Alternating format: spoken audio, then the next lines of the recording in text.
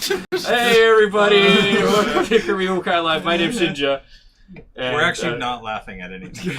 Yeah, no, we're not laughing at anyone in particular. Not at all. Who's here? Me. Oh, I forgot to pull his chat Still up. doing the countdown? And I forgot to tell everyone that we're live. Oh my god! Here we go. It's okay. What a Look, terrible I can do it now. There's I'm going Edgar. to bed now. I'm going to bed. I'm glad we started, guys. It's been good. You know, we're only an hour late. a couple of people joined. You know. Hold on. What? Like usual. What are you doing? Hold on. I'm just telling everyone we're live. Oh hey. And I did it. Okay. Yay. We're live. In case you didn't know, Edgar, we're live. Wally, hello. Welcome to stream. Hey. Glad of you to join. We are nerds, We but are. this time we're gonna be edgy nerds. Yeah. We're gonna be edgy nerds. We're gonna be Nerds with edgelord makeup. nerds. Yeah. I'm always edgelord nerd. Yeah. Dang it! I've already run out of Coke. That's my other gamer tag. Is it? Edgelord nerd. Yeah. My next League Smurf is gonna be Edgelord nerd. I'm sure that's already been taken. You need to put a 1 on Edgar says we look cool. Thank you. No, just replace all the E's with I 3s. worked hard on making this look nice. Yeah, can we do a Smurf game? That'd be great. Smurf game. Like we sparkle, we're happy, Yeah. and And nothing bad Danger. happens. Maybe guy it's yours. with the cat, mine. that's yours. D&D roll water gun. we just set up Looney Tunes style Wait, traps for the cat, you know. We go to the real world. We're going to build a Rube Goldberg machine because we can. I don't even know what the dice roll would be for that. Yeah. It would be the Rue Goldberg. Kubo, how you doing? Yeah, roll for Rube Goldberg machine. So, for those wondering why we're here so early, Yes. we're here anyway. The You one didn't person pay who's asking. attention. Yeah. That was my We're fault. starting up Shadowrun instead of D&D, and because of that, While Crazy Pete is out of town. yeah. So none of us know how it works. Stinky Pete. I think maybe Tortuga knows how it works. Yeah, crazy Pete.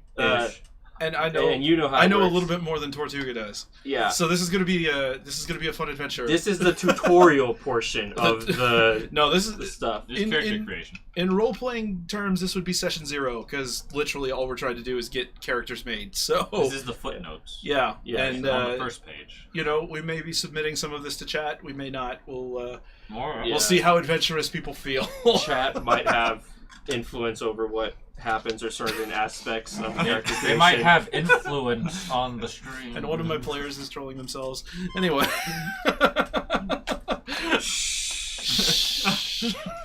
Are we whispering now? Why are we whispering now? We're supposed to be on microphones. Can I join? These are very sensitive microphones. Like, Yeah. they pick up everything. Oh, so I shouldn't say all that stuff about, you know. No, keep Yeah, saying okay. that. Oh, No, all right, no, that all right. Stuff. No, So no. yeah, we are going to be playing Shadowrun, which is an entirely different game from D&D.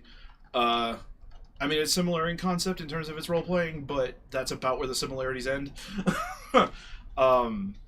Fun facts: D&D back like in the first edition was also a D6 game instead of a D20. It actually changed. So it uses Dungeons and Dragons? Dungeons and Dragons used to be a D6 game. That makes sense. Yeah. It was just the most common. Yeah. We got a bunch of D6s, guys. Yeah. Which are just your Because usual holy dice. Hannah, do you need a ton of them to play Shadowrun? Ready. Lots of D6. I've Yes. got all of Christos provided some, and then I've got mine. We're gonna need them all probably. Yeah, probably. Thank you to Christos. Our benevolent GM. Yeah, so in D&D, you know, it's pretty straightforward. You have your skill list and your ability score modifier and all that kind of stuff. So whenever you try to do something, you roll a 20-sided die, you add your modifier. That tells you how good you did and whether or not you succeed. Shadowrun does not do that. Shadowrun, all of your skills and ability modifiers tell you how many D6s you're rolling whenever you try to do something. So we roll D6s, 5 and a 6 count as a hit on a dice, and don't roll once. That's kind of the, bog standard advice for RPGs. So if somebody decides that they want to try and shoot a gun, for example, they would look at what their agility modifier is, and they would look at what their skill rating is with firearms. That tells them how many D6s to roll. roll them all, count the 5s and 6s. That's how many successes or hits you got in the test. And then we compare that to the defense roll for the target, because that's something that D&D doesn't do. And then we see whether or not you hit, how much damage you did, and if they can resist any of it.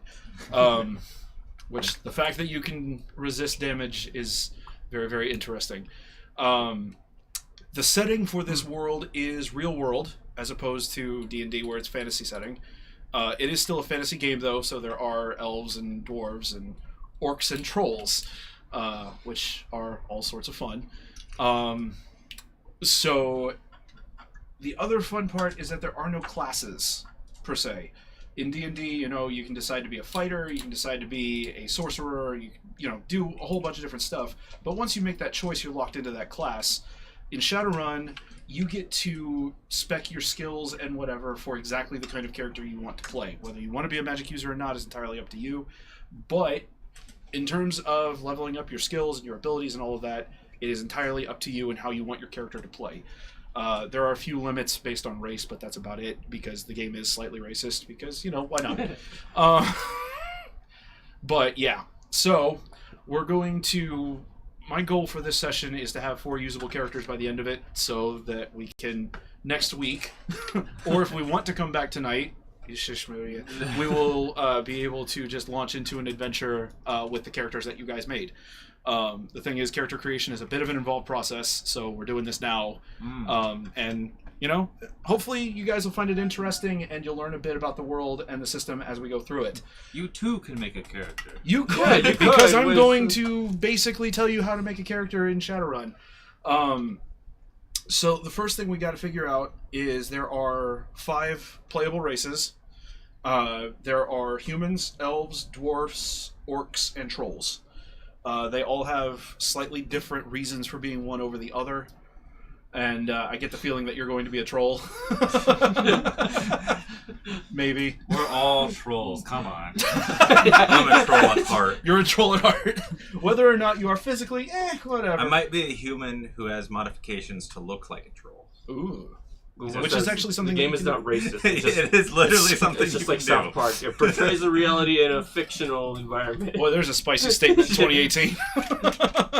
How dare you? So, the way that this game works is that the average for all of your ability scores, or your attributes, I should say, is that they'll be rated between 1 and 6. That is just kind of the natural limit based on what you're doing with your race. So some races, they have a higher limit, some of them they have a lower on certain things. For example, a troll can have a maximum charisma of 4. But the trade-off for that is that they start with a body score of 5 and can go all the way up to 10.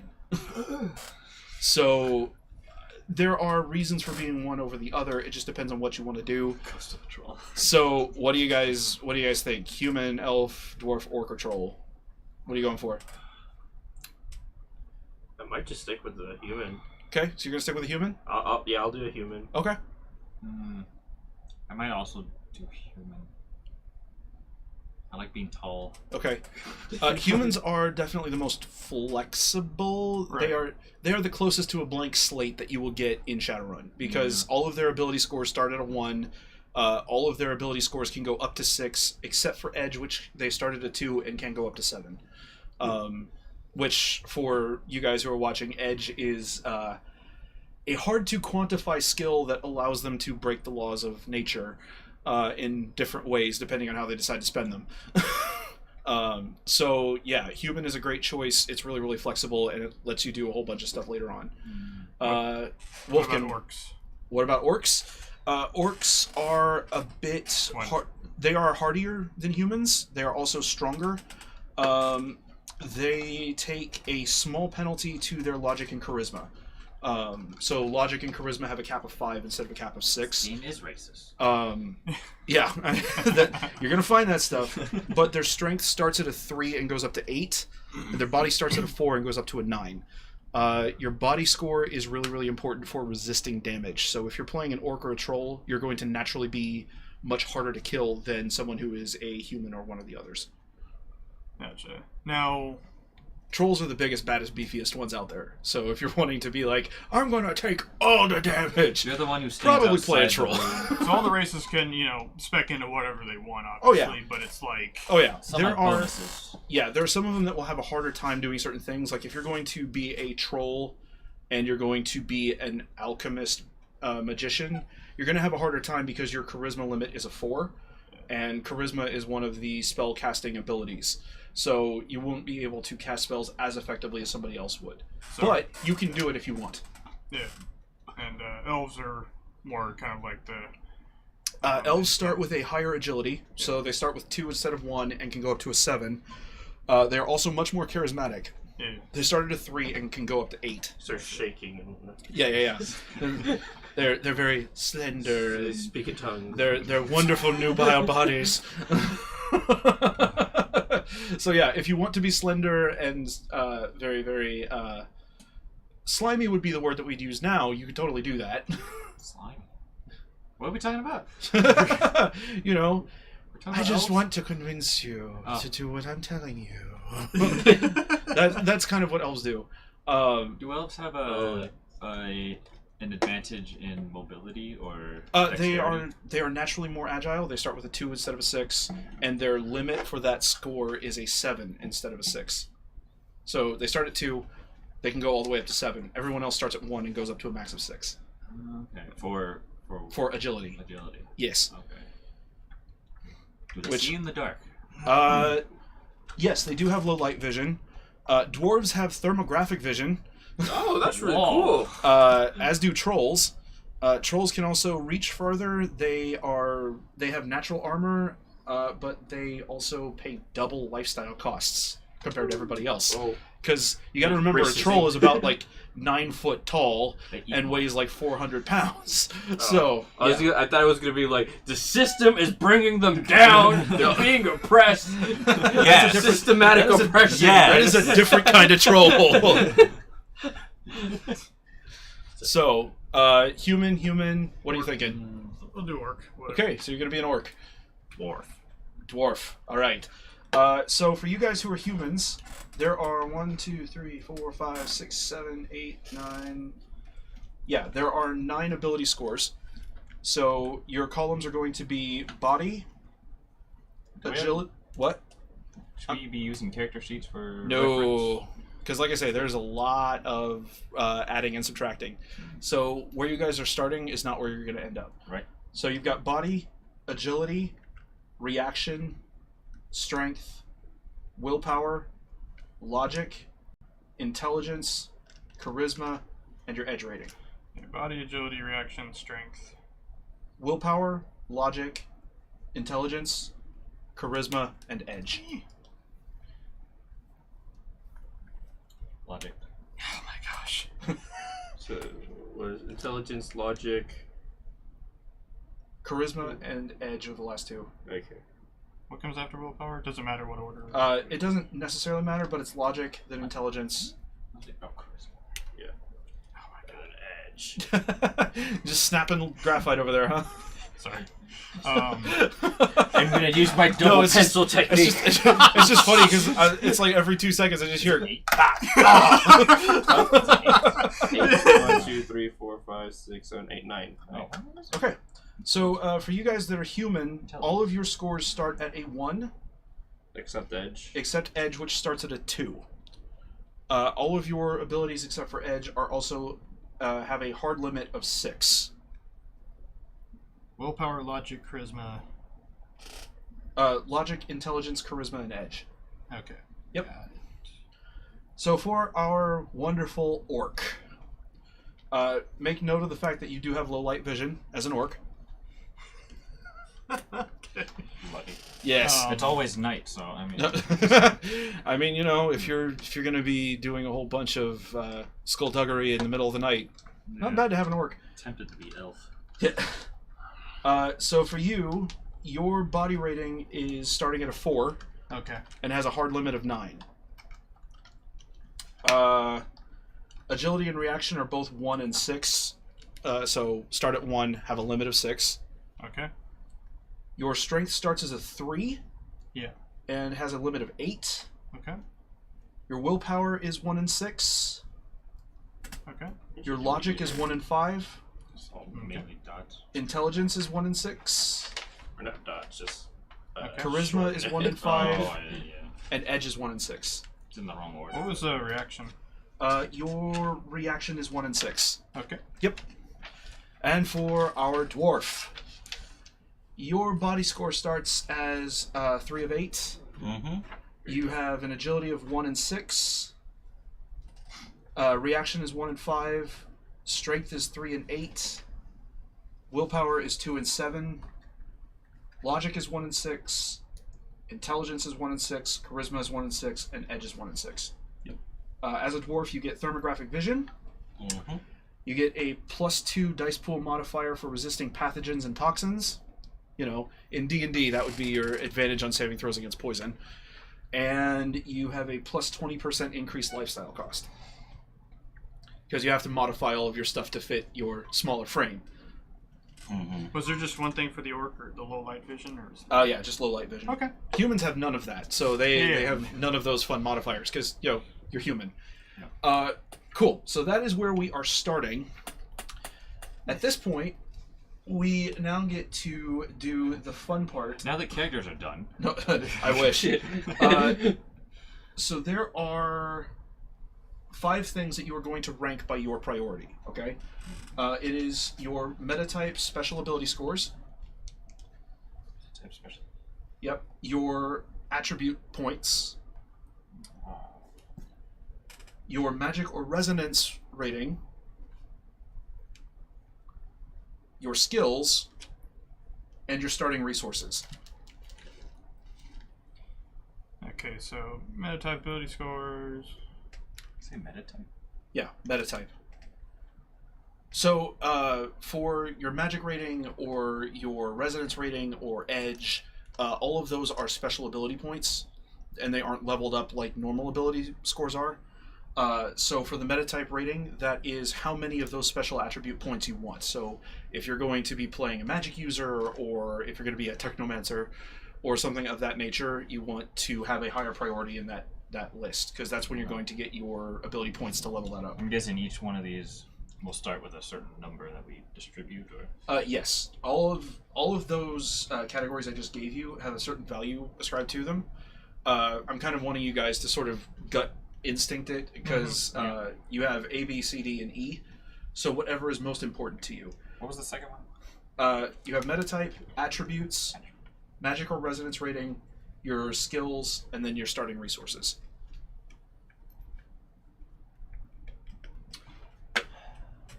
And so we just gave each one of these a letter grade? Yeah, you're going to give them a letter grade. If you are not interested in magic or resonance, I would say that you should probably put your E into magic or resonance.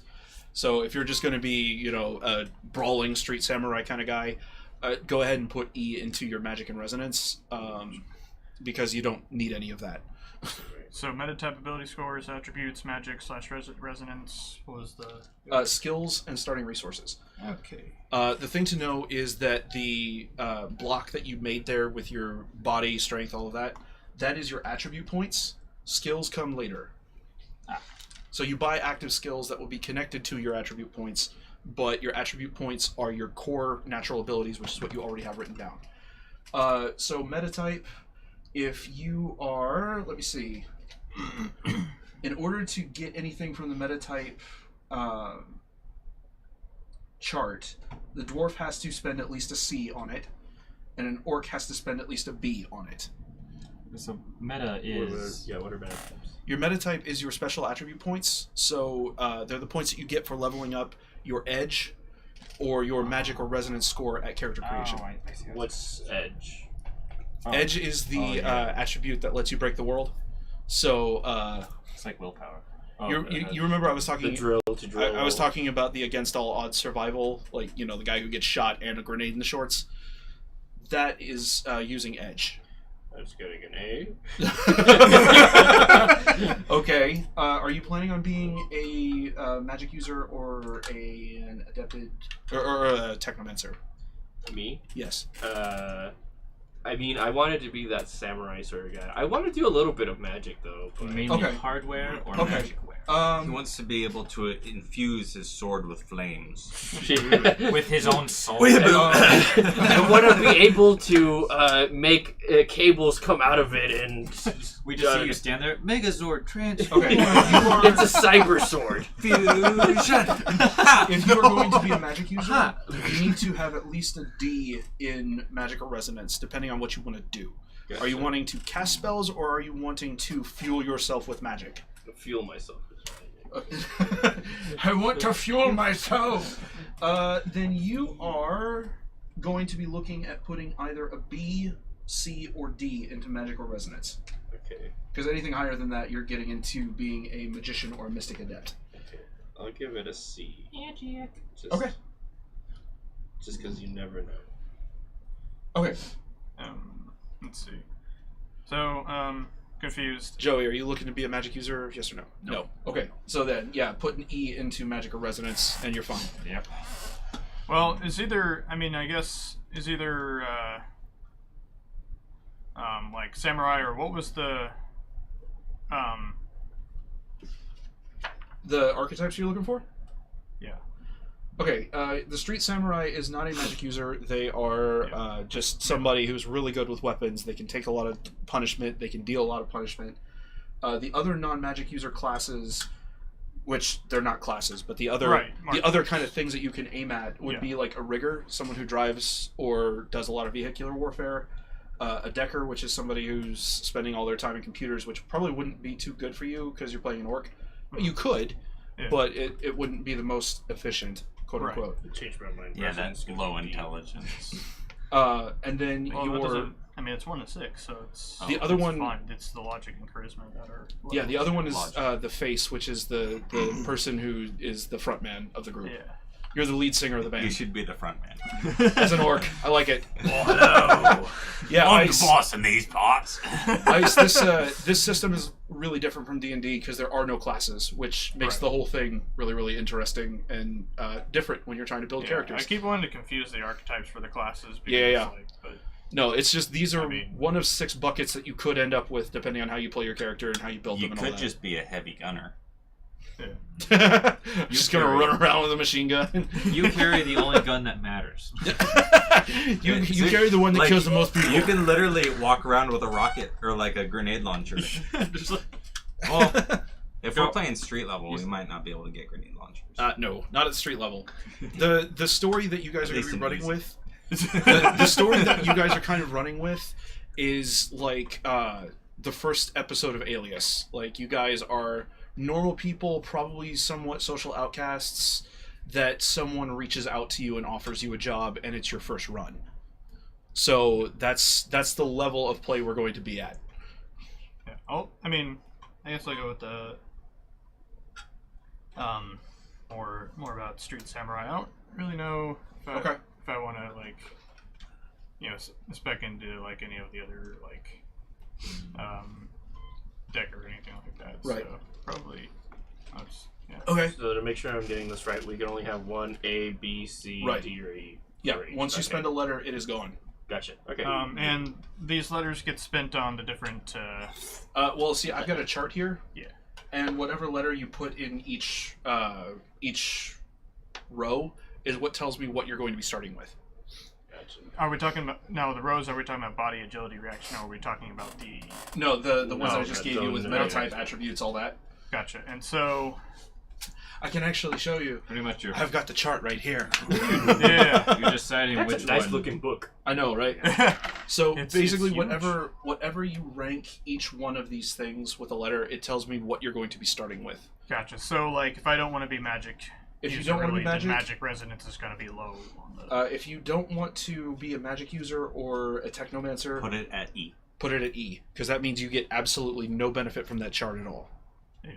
Okay, so that leaves you with A, B, C, and D that you can spend in metatype, attributes, skills, and resources. What's the difference between metatype and attributes? Metatype gives you experience points that you can spend for upgrading your edge, which for you as an orc, 1 to 6. you would have to spend either your B or your A on it to level it up right now. Jeez. Gotcha. And for what it's worth, whatever edge rating you guys end character creation with, that's how many edge points you start the game with. Right. Probably. Let's see. If you're gonna be samurai, you're gonna be samurai. So we're both gonna be samurai? I We mean, could be samurai brothers. Hey, it's just like we're both fighters. In the... you I'm both. gonna have to do You something can to be split big you two samurai. I up. can be little samurai. You both. You can be the driver. I'm just the guy who keeps popping out to do shenanigans. You both met at Comic-Con. Well, a driver isn't a street samurai at that point. Well, Driver's yeah, gonna be and that's more of that's like the a beauty rigger. of the system is that Right. like you don't have to be. I'm going to be the street samurai. Like everyone can do some combat, and if you Right. really are like, I'm also the driver. Maybe you spend more of your ability points in your driving skills than you do into your firearms. Attributes applies to. Attributes applies to your core physical attributes, which are the ones that you started with. So when you're looking at your strength, body, charisma, all of that stuff, that is your attribute points. And I determined that with rolls, or what is? No, that Okay. what I told you. That's what you're starting with. So you are choosing how many attribute points you want to level up your character, by what priority you give it. Okay. So if you want to be a physical marvel, you would put A into your attribute points, which will give you the most to spend. Gotcha. And then skills is the. Skills are active skills, so like you could be really, really agile, but have absolutely no clue how to use a firearm. Mhm. Your skills are what will inform whether or not you are any good with firearms. Gotcha. So to make an attack roll, for example, with a firearm, you would use your agility rating and your relevant firearm skill. Add those two together. That's how many d6s you roll. Alright, who's planning to use guns? Who isn't planning to use guns? Probably me. What are you going to do? I'm gonna potentially try and be a decker. Okay. So I'd love to be the marksman of the group. So I know I need to put a lot of stuff into attributes. Yes, you're going to need... At least a B in attributes, I think. Yeah, you're going to need at least a B in attributes so that you can level up your logic and intelligence. And will. Yeah. One of the... gotta resist that IC, man. Yeah. Um, I'm trying to decide if I need more money or skills, though. right. So if you want more money, then you put a higher grade into starting. Yeah, into your resources. Okay. Interesting. Being a decker is kind of... It's item heavy. Yeah. Let's see. I kind of feel like graded. I'll be like, wait, that's not what I wanted. Yeah, and that's why I have you guys doing this on notebook paper instead of doing it on the actual character sheet. Yeah, The entire point of this is so that you can write it all out and be like, I totally screwed up all of this. If I want to And be, then gun-toting, not necessarily like, or just kind of, probably, yeah, I mean, probably aggro, like heavy aggro, kind of like. Okay, if you're wanting to be the big meat shield that people shoot at, you're going to want a fair number of attributes. Yeah. Because you're going to be looking to increase your body and willpower as high as you can. Mm-hmm. Because you're expecting that you're going to take a lot of punishment. Yeah. And Now, get punishment. And possibly metatype. so probably, Yeah. Edge points, please. but if I want to be like the meat shield who also shoots, then I want high scores in attributes and skills. Yeah. And then metatype, that applies again to, what was that again? To your magic resonance and edge ratings. Which you're not going to be a magic user, you're not going to be a technomancer, so basically you'd be looking at increasing edge. Yeah. Okay, so... but then... I'm just trying to make sure I'm different from everyone else. So possible Shinja, would be... what have you got? So I left got to right. I got a C on metatype. Okay. I put a B into attribute points. Okay. A D on resonance rating. Okay. An A on skills. And E on resources. Okay. Interesting. Yes. I'm like, I don't need resources. Just You say that now. yeah, I know.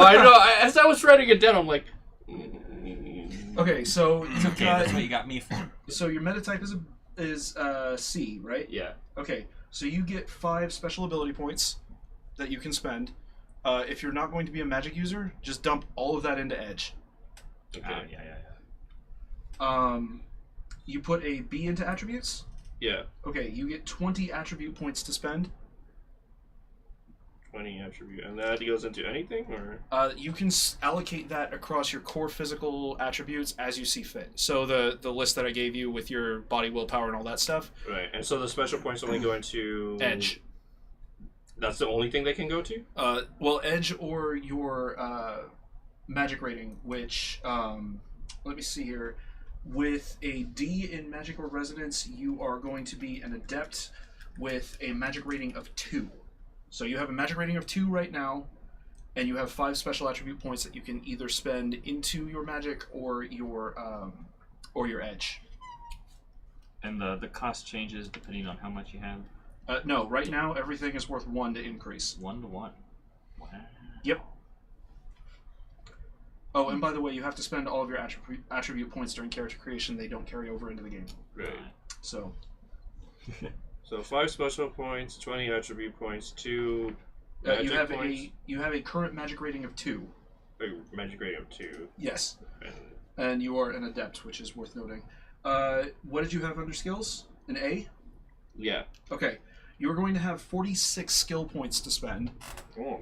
You are also going to have 10 active skill group points to spend, which I'll explain the difference when we get there. And with an E in resources, you are going to start with 6,000 nuyen, which is the currency for the game.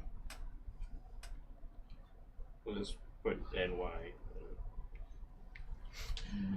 So Yeah, it's skills, basically 46 skill the points and 10 active what? It's 10 skill group points. 10 So there skill are group points. a whole bunch of active skills that you can take, but a whole bunch of them are also grouped into things that are of a similar nature. So, for example, athletics, which covers gymnastics, swimming, and climbing. Mm-hmm.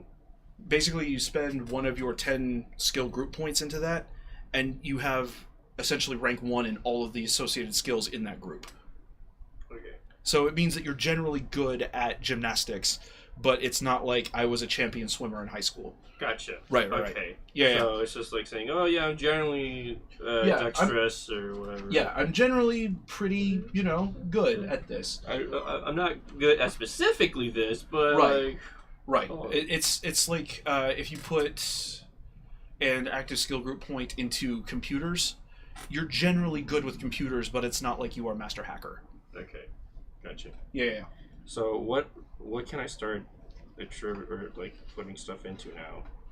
Is what I know. Your attribute points, which you have 20 of them, Yeah. you can distribute those across your your core attributes as you see fit. Right. Everything else will wait until later, I guess. Everything else will wait until later. Yeah. Okay. Mm. By the way, if any of you guys are confused, I'm probably as confused or more. So, Okay. So what are you confused with? no, I. We're just saying. We're working. If We're this is working. losing you, Yeah. we lost. Everyone's confused. I'm the only one who mostly knows what's going on. We're just downloading. The connection's not stable. Yeah. The Wi-Fi here sucks. It's in a basement, So. Just gotta go through a wall, through a wall, through a floor. One day we'll get an Ethernet connection, and it'll be like, "Whoa, that fiber, man!" The processor's taking in a lot of, coming in. Yeah. Got to overclock a 15% juice. 50% juice. More power. Okay. So, Joey, what are you looking at? Fully operation. Joey. Is that music Well, for Hackerman? what are you this looking at? music that you are hearing, maybe. That was provided by Alicia Shepard, who's in the chat right now. Yes. Yeah. Thank you for the music. Yes. What's Nobody up? did I this love this loop. I will probably use it for other stuff not related to the game because I like it that much. We enter a dungeon. But there's a forest outside that window. It's Yarnum. Don't worry about it. Joseph, what do you? The dream realm. Joseph, Yeah. we're not playing No, D&D. it's, Joey, yeah. Firelink what are you looking at for your rankings here? Well, I was originally gonna be like a type of either hand-to-hand or good with just melee combat type of character. Okay. but with a samurai and a slab of meat that people will shoot at. Right. What are you gonna be? I'm gonna be a hacker. Yeah, he's gonna be hacking so we got a into hacker. digital space. I'm just trying to be. Well, I'm The only thing hacking you guys are into- really missing is anything that is super magic heavy. Yeah. Which Or a face. or a face. Or a Well, face. I mean, any of you could theoretically put a whole bunch of points into charisma, and all of a sudden you're the slimiest bastard out there. Yeah. I'm just trying to think what would make me unique enough to be in the group still. Yeah, A rigger too. yeah.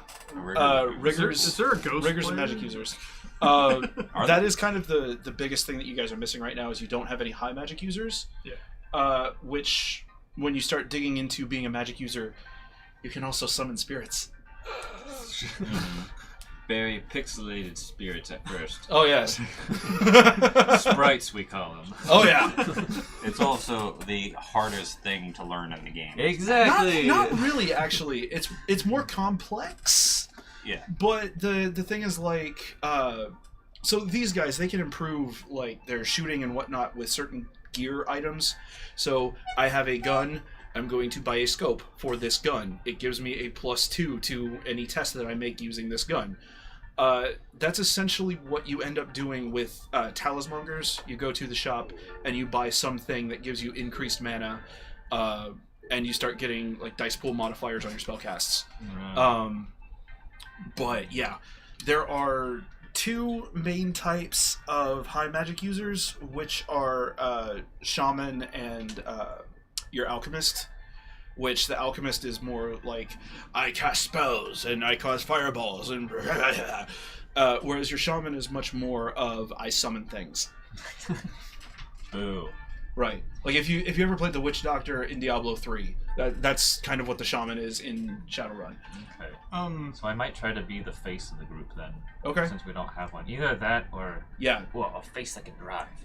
Well, you could also be a face that is also a magic user. Because like I say, the archetypes that I told you guys about, the 6 different roles, it's just the bin that your character could end up in based on what they're doing. I just Especially don't because wanna- charisma is a spellcasting ability anyway. Yeah. Well. Oh. Is it- Spellcasting, really? Yeah. Huh. Is it practical to be You're like the just a paladin. completely melee based Oh. meat shield? Oh yeah. Okay. No, it's Or sorcerer. perfectly viable. Like I was watching a Shadowrun campaign on YouTube where they had a physical what was it? A physical magic adept troll, which meant that he had a body rating of 10, a strength score of 10, and he could channel mana to hit things harder. Okay. And it's one of these things where somebody comes up with a katana and takes a hack at him, and they hit him with a +6 hits, and then he rolls his to resist damage. He's like, "Yeah, that's 8 hits. You take no damage at all because that's gross." And then he touches them Basically, and casts thunder. infuse your body with magic to Right. become stronger. Yeah. One of the things that is kind of like the bread and butter for a physical adept is casting a spell where you are channeling mana into your fist or your feet to punch and kick things harder. Yeah. So. Explosion! Yeah. Well, yeah. I'll wait to Basically turn into Goku. Essentially. No, that is the Dragon Ball Z power, is being a physical adept. Okay. Well, I didn't want to open another hornet's nest trying to get into magic Right. because it's a whole nother layer. Kind of. For you guys who are And- watching, the biggest difference between Shadowrun and D&D is that the action in Shadowrun happens on 3 planes of existence at the same time. Because you have what's going on in meat space, which is where you two are going to be for the most part. There is... What? Yeah, Meat space. in the physical. meat space. meat. In D&D, the prime material plane, there is the digital space, which is where, the wireless internet, AR, all of that kind of stuff happens, which is where he's going to be for the most part. And We'll then see there him is everywhere. then there is the astral plane, which is where there's a whole bunch of like spirit guardians and stuff like that that are kind of ever present. Tons of clerics. I casting basically spirit live in the darkness. Matrix. Yes. Like, you pal around with these guys so that they can keep people from hitting you, but then you get into your own little world because you were the indoor child, and you're just kind of like and then I hacking people's hack guns. the security guns. Yes. And blow people away for you guys. It's like the second the battle starts, you plug into something. Yeah. No, like if you guys Wi-Fi. if you guys try to hack in, if you guys try to hack into a place with auto turrets, he'll be your best friend. As long as he doesn't die in the Matrix. Anyway. Or, turn them against us. There's that too. I almost got the door open. Building blows up. Wrong firewall. So. I can fix this. So yeah, what do you think? Okay, well, okay, good. We have a hacker. We have melee guys. I guess I can be the face of the group. Okay. Just because I don't want to get into magic. Okay. In role-playing games, I am the worst magic user you could ever have. Okay. Because I'll have a list of things that I'll forget I have. Okay. I would also potentially try and be someone stealthy.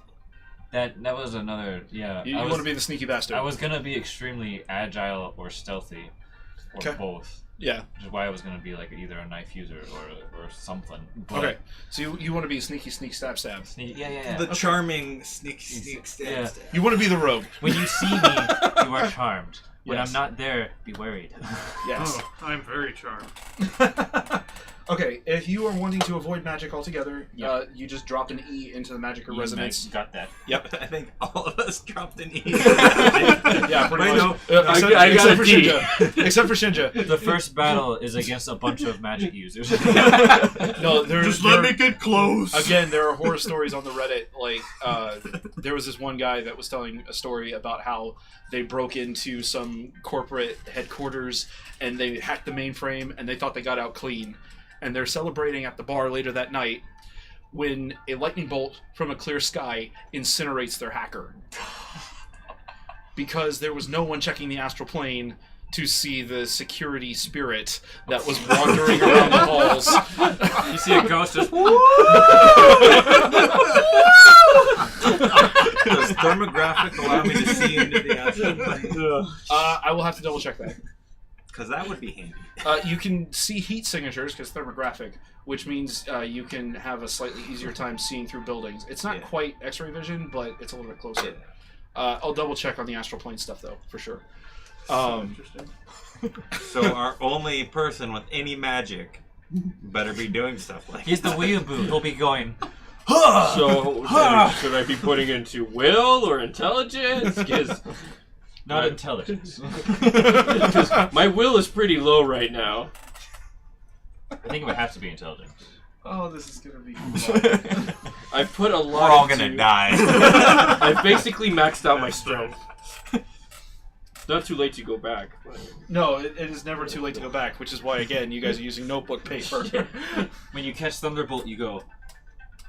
But I figure if we're gonna be damage dealers, might as well just put it all into strength, right? Right? Right? And body? Some agility? I put all my points into robot.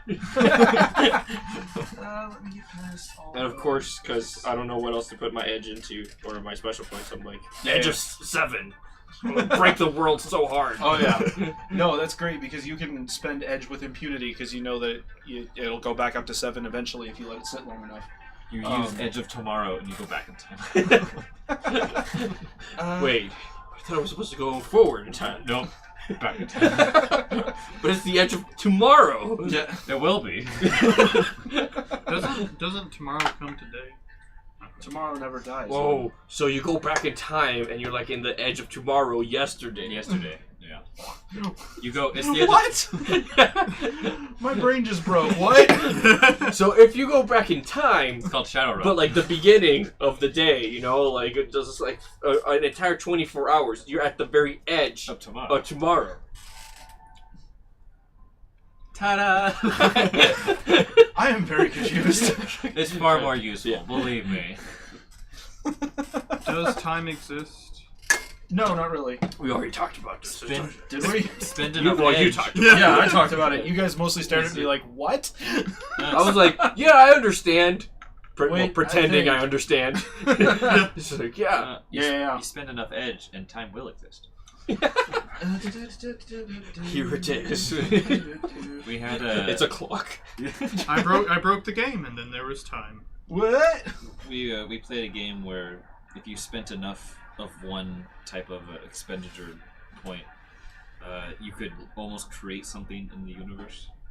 So someone actually created a Fisher that it was like a meta rating where we were about to die unless someone did this, which then went back in time just long enough.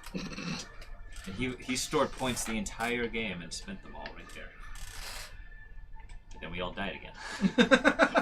So there's a whole lot of dying. So it was great. I think I missed something or forgot to write something. So my magic rating is adept, is that or something like that? Yes, because you are an adept, Yeah. which means that you are starting with a magic rating of 2. The reason why it's important to describe that you are an adept is because there are certain powers that are specific, and your magic works a little bit differently than someone else. But we will get to that. Yeah, just make sure. I was like, wait, I just wrote magic rating here and didn't write my magic rating. It's like, Yeah, your magic rating is 2. Yeah. You can level it up because you have special attribute points. Oh. Well, sure. So, you get power points equal to your magic rating at character creation. Remember that, because your power points are how you purchase powers to use. Where are my power points? What? Where are my power points? Your power points are equal to your magic rating, so just make a note of it. Oh, okay. Yeah. Gotcha. And I can increase the magic rating with my special. Yeah, points. because you took special attribute points. Gotcha. Yep. So, what do you have for your chart? And I'll tell you what you got. Well, if I was gonna be kind of like, I don't even know if it's the right question, but it's like the like a melee attacker, but I still want like high in skills. You would want to be high in attributes because you're going to be up in people's grills. Yeah. You will want a decent number of skill points just because you've got to put points into things like close combat, using blades, all of that kind of stuff. Would I want like starting higher than that or higher than skills, or does it really? I mean, I would say your attributes are going to be more important because you're going to be... Well, right. I'm saying right now attributes are an A. Meta type is D. Right. Magic E. But then it's between skills and starting that I'm kind of like... skills and starting resources, what 2 letters do you have left? B and C. Put B into your skills and C into your... Okay. Yeah. Yeah, so... Okay, so from mage, left to right, loser, across the human chart, loser 2. your meta type is Yeah. Hey now. A, B, C, D, E. What is your meta Going type? from that way to this way. D. D. Left You do to not get right. any special attribute Well, I thought points he to was a start. dwarf hacker. Your attributes? Yes. Yeah. It's What are they? close enough. A. I'm not a mage though. 24 attribute points that you can spend. You're a human loser. Okay. I'm a human loser too. Or Magic vice or resonance, versa. you gave that an E, right? Yeah. Okay, you get nothing from that. Yeah. Skills, you Okay. put B, which means you You're the get mage, right? 36 Or active no, skill he's points. I'm a hacker. Or hacker, yeah. And you He's not have an 5 orc mage. skill I group used to be very points. confused. He's an orc samurai. And He's a brick wall. you said 5... 5 skill group points. So there are, like I was telling them, there are groups of skills where it's like 3 or 4 skills that are of a similar vein. So you can get a general knowledge of them, so you will have ranks in them without necessarily having a specialization in them. Okay. Okay. And then starting resources are... starting resources are a C for you, correct? It is kind of Yes. like racist stuff. Okay, then you are starting with 25,000 new yen. There's a couple of other games I'm thinking of. There's like the spy Tortuga, what you got for your chart? game. A Like is infiltrating, resources. Okay. B is attributes. I forget what it's called. C it's is not meta type. D is skills, and E is magic. Okay, so A is resources, which means you're starting with 75,000 new yen. Got it. Your 20 attributes. attributes were B, right? Yeah. You get 20 attribute points. C is in skills. Yep. No, meta type. C is in meta type. Dwarf. As a dwarf, you get 1 point that you can spend in your edge because you're not doing magic or resonance. And then D is in skills. Mm-hmm. Okay, D is in skills. You get 22 skill points and no skill group points. And then you're good. Okay. If I want to be sneaky McSneak, Sneaky McSneak. I would put into attributes. No, you're going to be going into skills because you're going to be sneaking a lot. So it's a skill. Yeah. Sneaking and being persuasive are both skills. Okay. Your baseline, which would be your charisma and your agility, which contribute to that, that is your attribute score. Okay. That you got to worry about. Yeah. Yeah, no Those are mages my to two geek, highest. unfortunately. Yet. Okay. Shadowrun is the genesis of the phrase geek the mage, just so you guys know. So, right. So skills being the highest is how many points? If you put an A into skills, you get 46 skill points to spend, 6. and 10 skill group points. 10 skill group. All from getting A's in skills. All from putting an A in skills. What did you put B into? B is attributes. B is attributes. You get 20 attribute points to spend. Hey, we're really similar. So what? We did. So far, we've gone down the same things. Yeah. Like skills. C C is is starting. C is starting now it's resources. different. You get 25,000 million to start. That is much more money than. Yes, it's a lot. It's about 4 times as much actually. I already win. For what it's worth, if you guys were playing like the stock way of playing and not street level, 6,000 million is still the lowest you can start with, which tells you how far behind you would be with everybody else in referring to money. Is an HP Lovecraft tabletop? Yes, there is. Of Call course there of is. Cthulhu. It is a game you play if I've you heard of want to this. go insane and die a lot. Okay. Yeah, I've heard. You White told me board. about this one Yeah. day. D is meta. D is Meta meta type. type, and you are playing as a Human.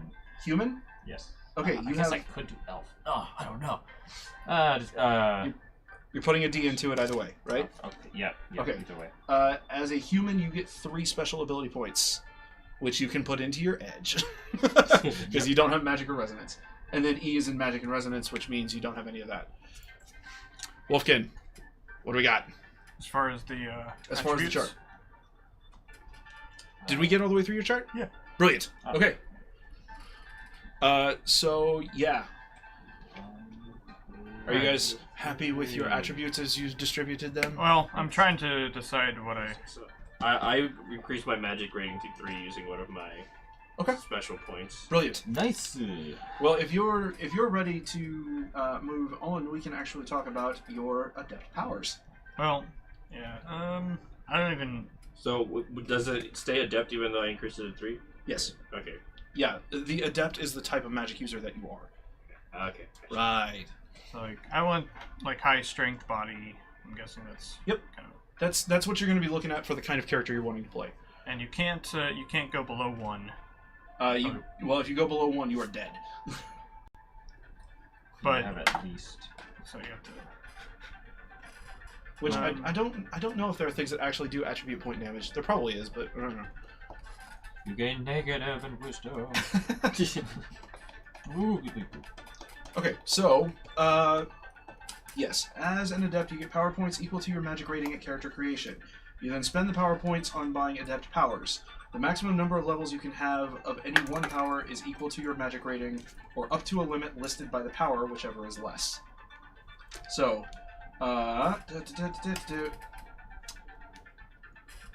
only buy 4 levels of critical strike at a cost of 2 power points. Right. Some powers are activated and some are intrinsic. Adept powers that need to be activated before they have any effect have an activation cost listed. Their effect is intrinsic. So I will need to get you this at some point. Like the costs and stuff. Yes. What I can actually do. Yes. So for example, things that you're going to be able to do is you will have 3 power points because you've got a magic rating of 3. So with 3 power points, when you go into combat, at a cost of 0.5 power points, you can buy critical strike. You could purchase up to 6 levels of critical strike, which improves a specific melee skill, either unarmed combat, clubs, blades, astral combat, or a particular exotic melee weapon. The specific skill is chosen when you buy the power, and you increase the damage value of your attacks with the selected skill by 1. So in theory, you could increase the effectiveness of a certain melee attack by 12 Okay. by purchasing that power. So when I spend these points, do they recuperate after like a rest or something, or? Some are activated and some are... Like, it's not like a perma expend or something. Well, let us find out. Oh, there's wall running. Who knew? Of course there is. It's the I future. could be a samurai that runs through the walls. I'm a ninja samurai. Yeah, I'm you Batman. legitimately could be. I am Batman. Ninja Batman. Throw a bunch of marbles in your mouth. I believe these are resetting after a full night's rest. Okay. Yeah. Okay. Yeah, that makes sense. Mm-hmm. You beat a guy down. Because I'm Batman. So all of your skills, you have access to all of your skills, but it's just a matter of how you're going to lay out your PowerPoints for that day in terms of what you're going to be able to get. So, like... Sure. I still don't understand. So, like, I get to... You have 3 PowerPoints Right. that you will recharge every day when you Right. wake up. And you use these PowerPoints to buy skills or activate skills from this list that I'm looking at right now. Right. And so, like, but, like, do I have to buy those, like, at the beginning of the day or something? Or, No, you spend PowerPoints when you're activating the skill or when you're Right. using the skill. Right. So it's like, in mid-battle, I'd just be like, I want this. This is the closest that Shadowrun comes to spell slots from D&D. Right. Okay. Yeah. So, for example, Adrenaline Boost, which is a quarter of a PowerPoint per level. It lets you accomplish more in one combat turn. You get +2 to your initiative score for the current combat turn for every level of the power you have. At the beginning of the next turn after the Adrenaline Boost, you take drain equal to the number of levels you have in the power. So, if you wanted to, you could, in theory, blow 1 PowerPoint on Adrenaline Boost, which would give you 4 levels. 4 levels? Because it's 0.25 per level. Oh, 0.25. I heard 0.5. Yeah. 0.25 per level. So you would get 4 levels of Adrenaline Boost, which gives you a +8 to your initiative score for the current combat turn. Oh, okay. Yep. And then at the beginning of the next turn, you take drain of 4 that you have to resist. Okay, cool. So you would have to roll body plus willpower, and you would have to get at least 4 hits, otherwise you take 1 box of stun damage. So that's every time I use the spell, or? The next turn after the spell wears off. Because essentially what you're doing, compared to, say, a magician who is channeling mana to cause an effect to happen elsewhere, Right. you are channeling mana into yourself to become Goku. Right. So it has an adverse effect on my body. Yes. Because, again, everything has a price. Yeah. This will be fun. Yeah, it will be. So I will make sure this week, and I will get you this list of skills and what they do, so that you will have that to look at for next week. Be very helpful. Yes. I'd rather be like, I mean, unless you guys particularly want to come back tonight. but then so I'd have to ask you like, so what do I have? Yeah. Oh. Okay, so we'll deal with Adept Powers at a later date. Anybody need help with their attributes, or are you guys good on that front? Those 10 extra points I got from skills. From skills, yeah. That goes into attributes. Or No, it goes into skill groups. Which So comes the group points soon. Yeah. We haven't. So, so we've there's already two done different- we've already done Magic and Resonance. So the next thing to do. So sorry. For attributes, the points that you get from that grade, like for me it was 24 points, so it's Yeah. only 24 that I can distribute. Yeah, you can distribute 24 points across your entire block of attributes however you like. Yeah. Okay. Cool. up to the max. Right. Yeah, and like I say, you do not carry any of these over into the game. You have to spend them now. Yep. So make sure that you've spent 24 ability points, and you're good. What exactly is body? Body. The nearest analog in D&D would be your Constitution. Constitution. Yeah. Oh. And that would be rolled when. When you're resisting damage. Right. So Okay. you want decent body. Yes. So yeah, your body score is really important for defense. Great. Cool. How Yes. do I never get hit? That and agility. Yeah. What about react? Is that Reactions? Yeah. Yeah, that is another important part of defending. Yeah. Okay. Yeah. If you want to make sure that you don't get hit, be really high reactions and a fair amount of body score so that you can resist damage when you inevitably get hit, because you will. And willpower is... willpower is great for resisting spells and resisting drain. So to be the talker, Yes. per se, I would want to be in A lot of charisma. lots of charisma. And would anything help with that, like logic or? No. Logic is mostly a computer-bound skill. So if you were going to be hacking, you would want a lot of logic.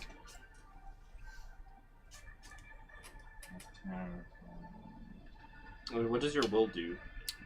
Your willpower? Yeah. It's mostly useful for resisting spells. It's also useful for resisting someone who's trying to persuade you to do something. So if Joseph decides that he's going to tell you, you should really go punch that dude in the face. That's really low. Yeah, he decides to roll it. You would be contesting it with your willpower. Gotcha. Okay. I'll be the Brahmins. It's just like Joseph and Iberian. You be my right arm. Yeah. So, everybody happy with their attributes? Yeah. Tortuga, are you happy with your attributes? Yep. Okay. So for street level play, you guys each receive 13 experience points to customize your characters. 13. AKA Karma. AKA I Karma. already spent all mine. Okay. The thing is, you can gain up to 13 more by taking negative attributes. Oh, yeah. Oh, right. So, Is, physically not being able to do magic. no. No. Negative qualities, I'll just give you the list, and if there's one that sounds interesting, go ahead and stop me. The first one is addiction, which does scale. So if you wanted to have a substance addiction, you can actually gain experience for being an addict, which is a great message to give to the kids these days. Life experience. Life experience. I'm intrigued. Well, let's move on before. Okay. Allergies, which do also scale. Depending on the time of year. I am a sufferer. Astral Beacon, which makes you easier to track by a magic user. Wait, what was that last one? Astral Beacon. Oh, okay. Because even though you are only acting in meat space, you're still present in all three of them. Right. Yeah. So if you go and you do something, you could be leaving your quote-unquote astral fingerprints someplace. I am the light in the darkness. Yes. So astral beacon makes you really, really easy to track by a magic user. Bad luck, which is a huge boost. Perfect thing for someone who sneaks. Yeah. Yeah. Well, there's worse ones actually, which are really funny. Where is bad luck? There it is. This character is cursed. His own luck often turns against him. When the character uses edge, roll a d6. On a result of 1, the edge point is spent, but it has the exact opposite effect intended. For example, if a character hopes to gain additional dice, he loses that many from his dice pool. If he spends edge to go first in an initiative pass, he ends up going last. If a character spent edge to negate a glitch, it turns it into a critical glitch. This would be bad for me, which means it's good. Here's the thing. Can you avoid rolling ones? If you can do that, bad luck could be great for you. What you do something intentionally bad. Yeah. And then he rolls a 1. And after you have suffered bad luck, you do not need to roll again for bad luck if you expend any more edge during the duration of the game session. So, get it over quickly. Yeah. If you decide to spend edge, you will roll a dice. If you roll a 1 on that die, then your bad luck hits. But that would also give you 12 bonus experience right now. Bad reputation, code of honor, code block, which would only be relevant for Tortuga, combat paralysis. That one's fun. Like you're freeze in combat? Oh yeah. Wow. Whereas combat paralysis, on the character's first initiative test, so when you roll your initiative score, the character divides their initiative score for that round in half.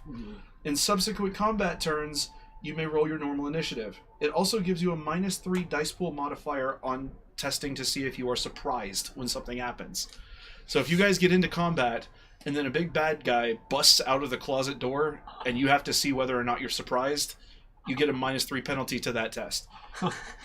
And if you have to make a composure test, like Dareman deciding whether or not he throws up because he saw something gruesome, it is a +1 to the threshold to see whether or not you keep your composure. Oh, jeez.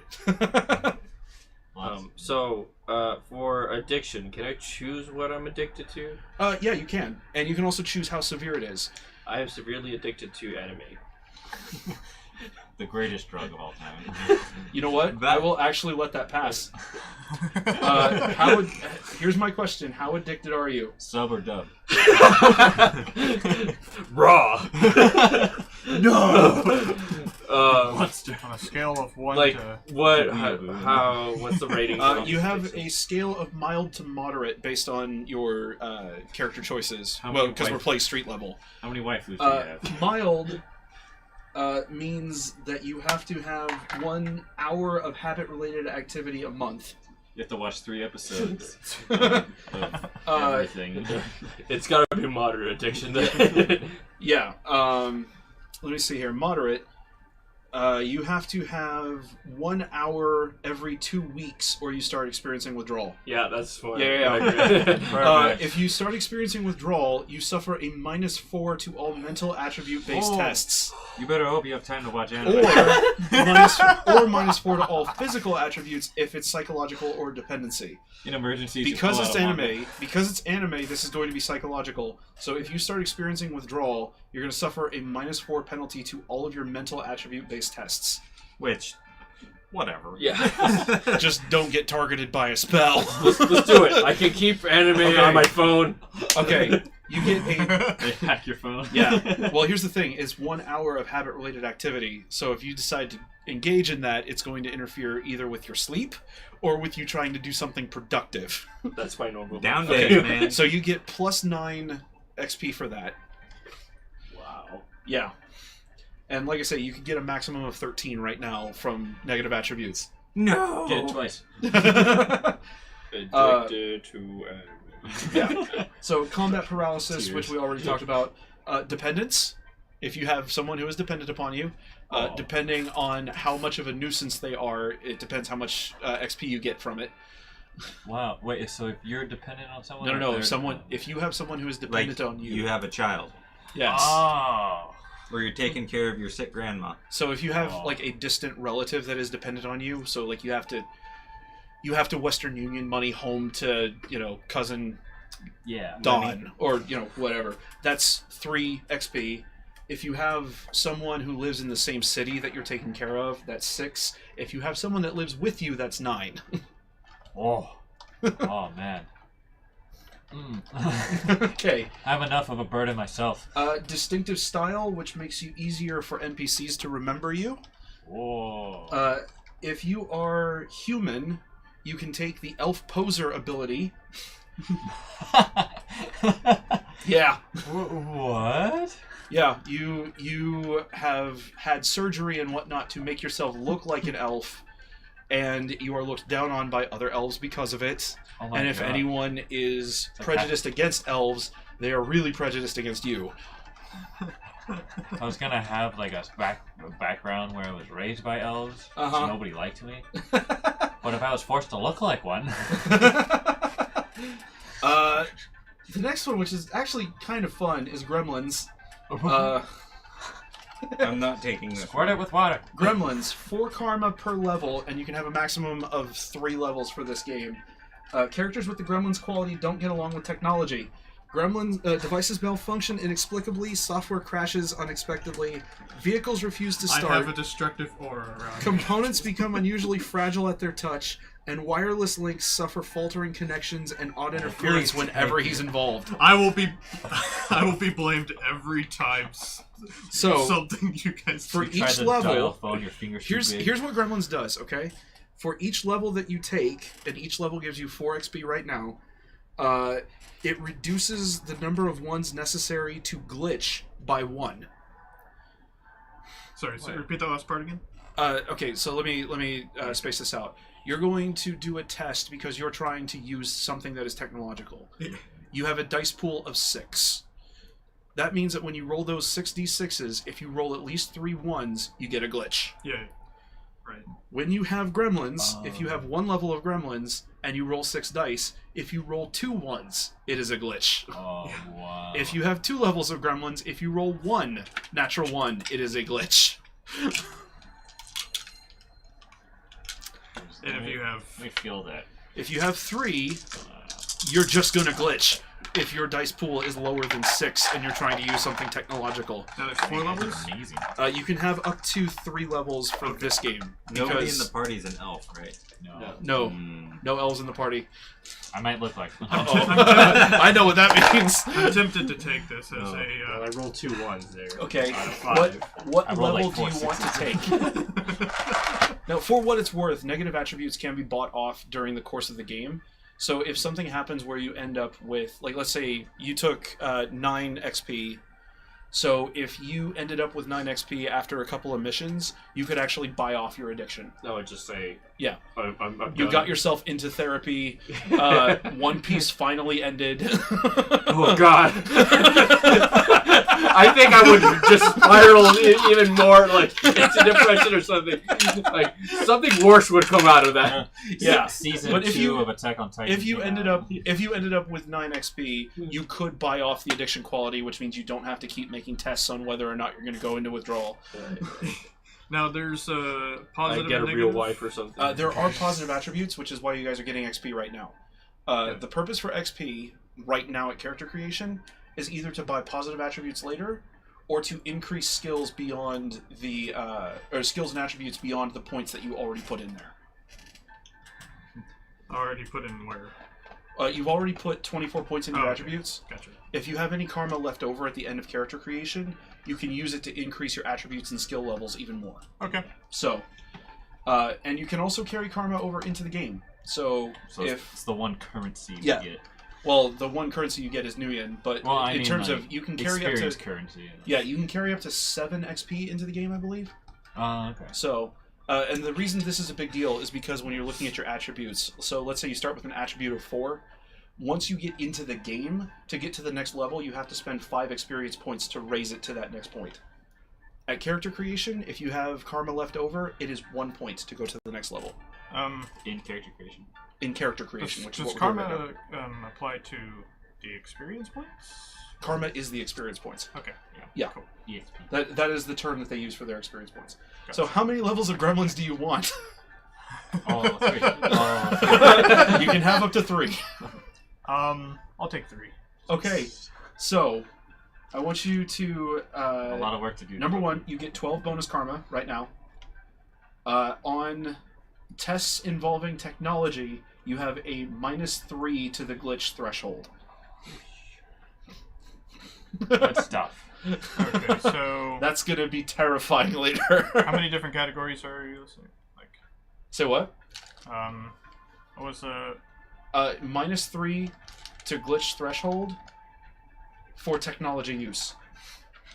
That's what Gremlins does. Don't even look at technology. Yeah. Other negative qualities, incompetence. So if there is a certain skill that you're just like, yeah, this character is going to be completely useless with this skill. What that means, It's -3, you said? -3, yeah. -3. So to- let's say that you've got a character who does Incompetence. not have any ability with software at all, but they have, a decent logic rating, right? Yeah. You can attempt to default on a test with that attribute. So I don't have any skills with computers, but I have a good logic. So what I'm going to do is I'm going to roll my logic -1, and if I get any successes, that will count as if I had succeeded on the test, because I just kind of blind lucked my way into it because my logic is so good. What incompetence does, it means that you cannot even attempt to do something. Oh. attempt to do okay. something related to...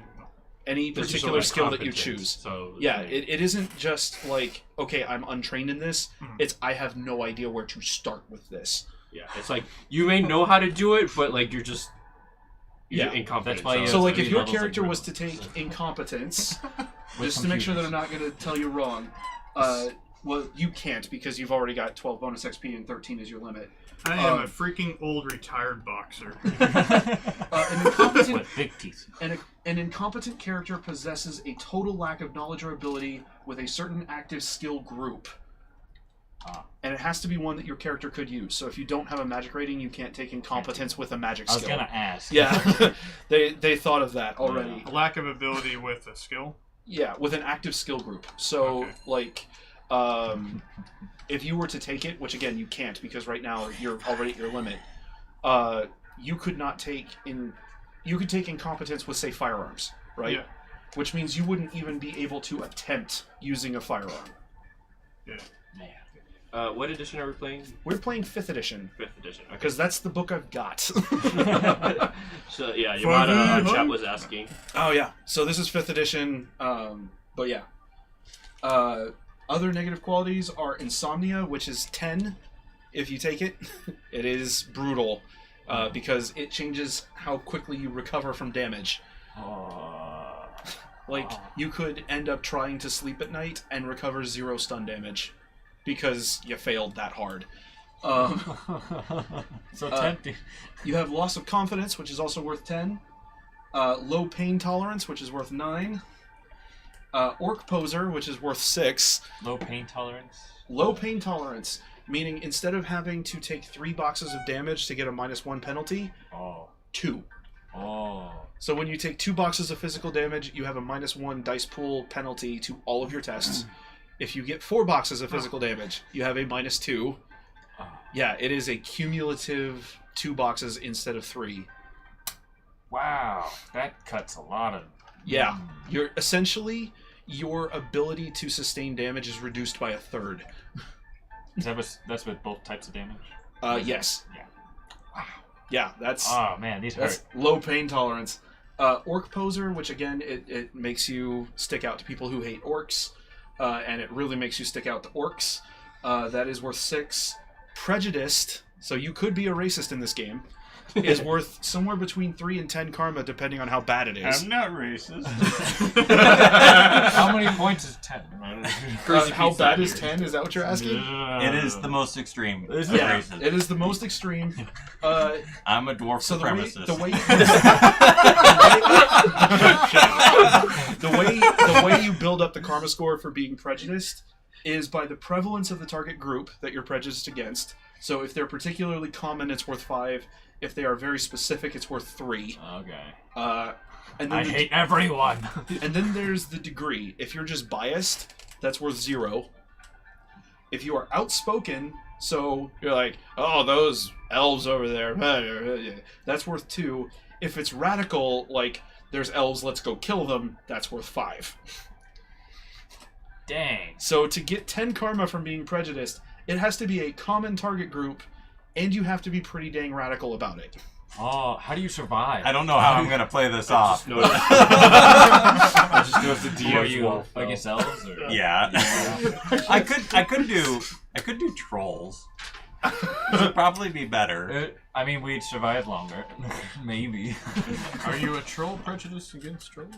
No, I'm No, a he's a dwarf. dwarf. Which being prejudiced against trolls would actually make sense. Yeah, or elves. Or elves. Just you know. because I might take the one where I look like I know it looks bad on The screen. the one where you look like an orc? an elf. An elf. Elf poser is worth 6. It looks worse. So if you want to do that, you can. Just Yeah. Okay. I wouldn't be surprised if it looks worse Yeah, than before. I might as well. Okay, so you get 6 additional No, it experience, probably looks worse to me than it does to them. and you can pass for an elf, or at least attempt to. Just know that you're going to draw the ire of other elves, and you're going to draw the ire of anyone who particularly hates elves. Scorched, which is only you, which I think you're going through all of this already, right? Yeah. Because you've looked at it already? All right. I've got everything. So I have no more karma left. Okay, so you've got 6 left that you can I get? got 6 left. Okay, you took 9, you took 6, you took 12. What was the one where you're more rememberable? The one where you are more rememberable is distinctive style, which gives you +5. If you want your reputation to precede you, like, oh, here comes that guy, that's bad reputation, which is worth 7. Oh. What's the lower the level one? The lower level What are one, the- distinctive style, it means Yeah. that you are easier to remember by NPCs. Right. So if you get spotted doing things that are shady and illegal, i.e. the entire premise of the game, If they see me. if they see you, you are more likely to get caught. If they see Or me. Which it's might like be- you which kill might be- people in the same method every time. Yeah. Yeah. You break a safe the same way. Every You are the Zodiac Killer. Yes. Yes.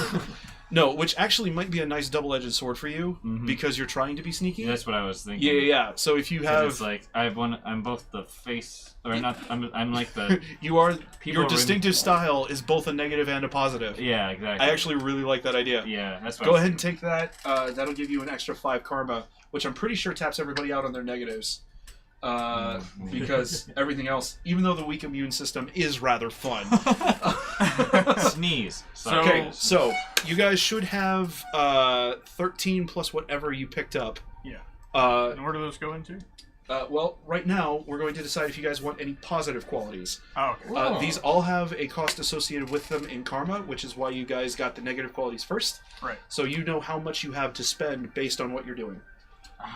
So I'm just going to read these off. If you want one, let me know, and we'll figure it out. The first is ambidextrous, so if you are using weapons or whatnot, you can attack with either hand without any penalty.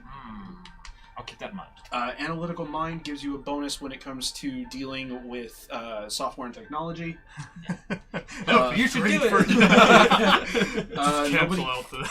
Well, actually, you guys can afford that. Aptitude, which... Aptitude pushes the limit for skills from 12 to 13, which isn't going to be a problem for you guys because you can't go past 6 of character creation. Astral Chameleon, you are harder to track magically. Bilingual, you can speak another language as if you were a native. Just one. There we go. Bilingual. Okay, so bilingual is worth 5 karma. Japanese. Right. Like Japanese aren't around anymore, but you still speak it. No, there are actually Japanese. Oh, okay. Yeah, for those of you who don't know, this is a real-world setting. It's real-world 2084, and magic has reawakened in the world. So everyone is still around, but, you know... How much did you say that costs? 5? 5. Okay. Blandness, which makes you harder to remember, which you can't take because you've got a distinctive style. Catlight, which... Ooh, cat. Yeah, Catlight gives you a +2 dice pool modifier to any sneaking tests, which is worth 7. Yeah. Okay, so you spend 7 karma to buy the Catlight skill. Minus Or 7. Catlight quality, I should say. Code Slinger, which is only useful to you. Double Jointed. It's a +2 dice pool modifier for escape artist tests. So if you're planning on trying to sneak out of something you've been caught doing... How much does that cost? Escape artist is... double Jointed is 6. So if you want that one. Exceptional Attribute allows you to push your natural limit on one skill or attribute past its normal point. So if you have a limit of 6 because of your race, that one attribute can instead go to a 7. Oh. Cool. So you guys could be a particularly agile dwarf, a particularly intelligent troll, or some such, if you guys wanted that one. First Impression, which is worth 11, which gives you a bonus to charisma tests on someone that you're meeting for the first time. That one's worth 11 if you want it. Oh, 11. Yeah. God. Focus Concentration, which would only be useful to Shinja, which... Focus concentration. Yeah, Focus Concentration would only be useful to you. It allows you to manipulate mana more precisely. It also reduces the stress on your body. So you are able to sustain one spell with a force equal to your Focus Concentration rating without suffering any penalties. So, for example, you can take up to 6 ranks in Focus Concentration. If you have a Focus Concentration of 2, you could cast a Force 2 spell without suffering any drain. Okay, so, like, how much does it cost you? It is 4 per level. I'll take a level for now. Okay, so you spend 4 karma, you get 1 level of Focus Concentration, which means you can cast a level 1 spell on yourself without suffering any drain. I'm so sorry. Gearhead, which is a bonus with vehicles, which I don't think anybody is really interested in. Maybe once I get further in the game, I'll start unlocking my ability to do vehicles. Unlock cars and run them. Guts, which gives you a +2 dice pool modifier to resist fear and intimidation, including magically induced. High pain tolerance. Home ground, which gives you an advantage on knowing where stuff is because you're from the area. How much is the high pain? High pain tolerance is 7 per level with a maximum of 3. Gotcha. What this means is you can ignore 1 box of damage per rating point. So if you take 1 level in high pain tolerance, instead of getting a -1 dice pool modifier when you take 3 boxes of damage, you get a -1 when you take 4. Gotcha. Gotcha. So it's And that's 1 per level. So if you wanted to spend 14 karma, you would need 5 boxes of damage before you suffered a wound penalty. Dang. I have to get going. Okay. No. You and I can finish some other time. Oh, Well, man. you've also got the PDF. Yeah, I sent you a picture of Okay. my stuff so far. Cool. I'll work on my skills later. All right. And then, Yeah. just like I said in my message, just let me know if there's anything else. Yeah. Alright. Yeah. See you later. Bye, Bye, Tortuga! So we will.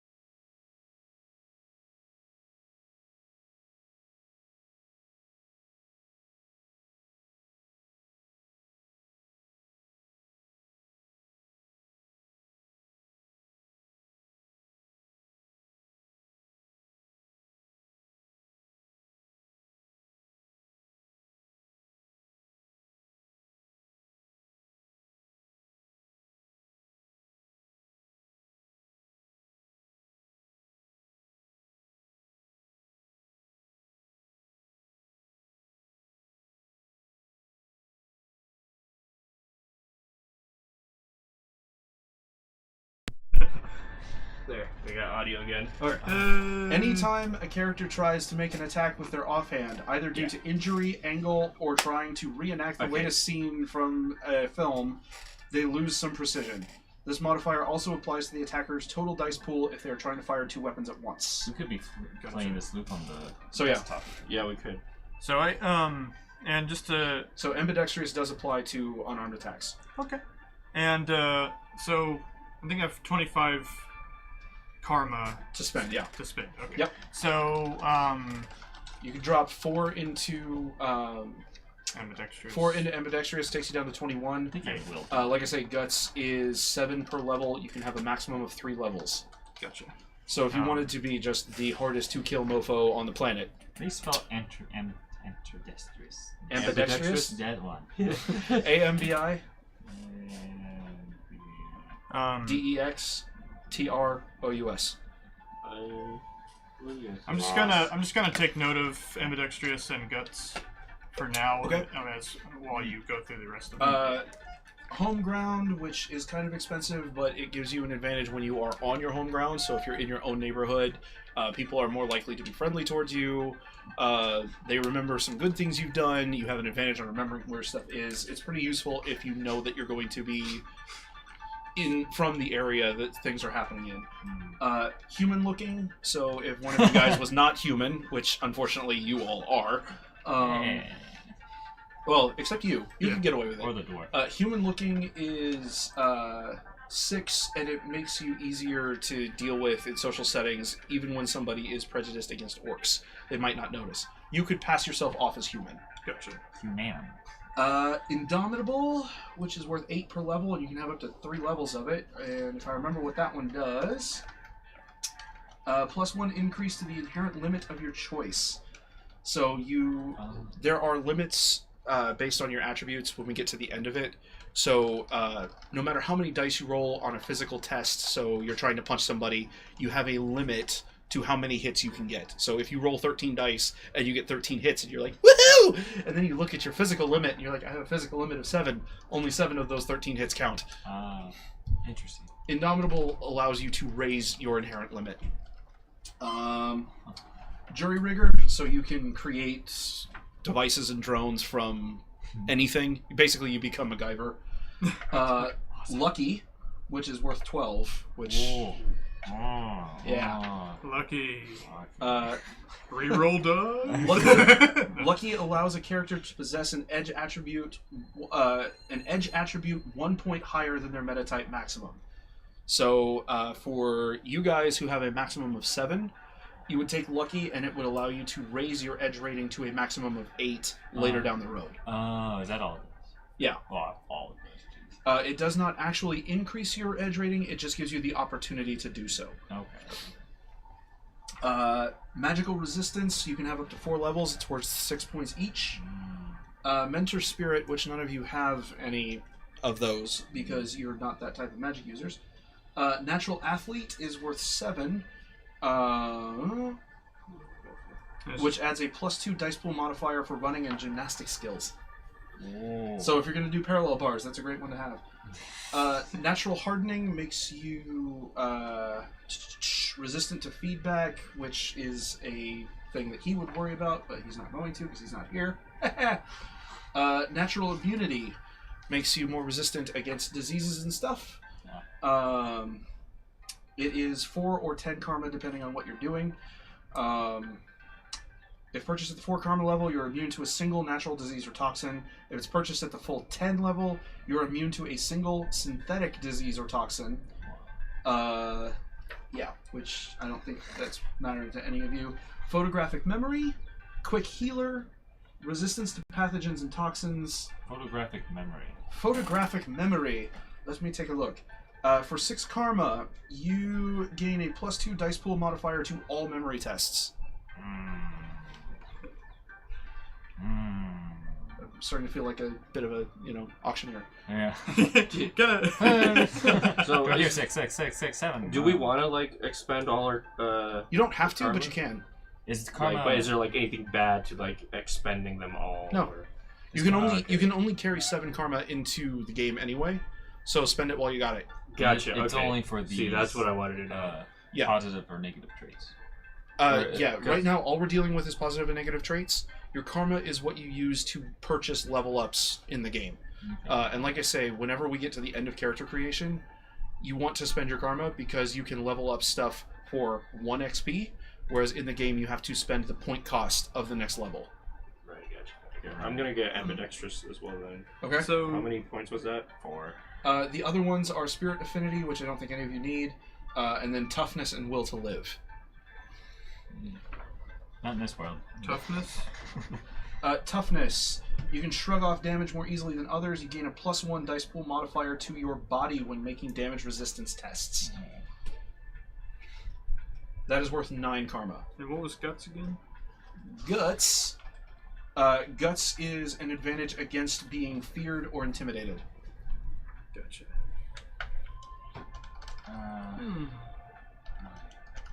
And how much was toughness? Sorry. Toughness Live equals 0 and Joey the Ghost. Toughness is 9. Guts is 10. So why do you think I'm still here? I'm at least a 7. I thought you said Guts was 7. No, Guts is 10.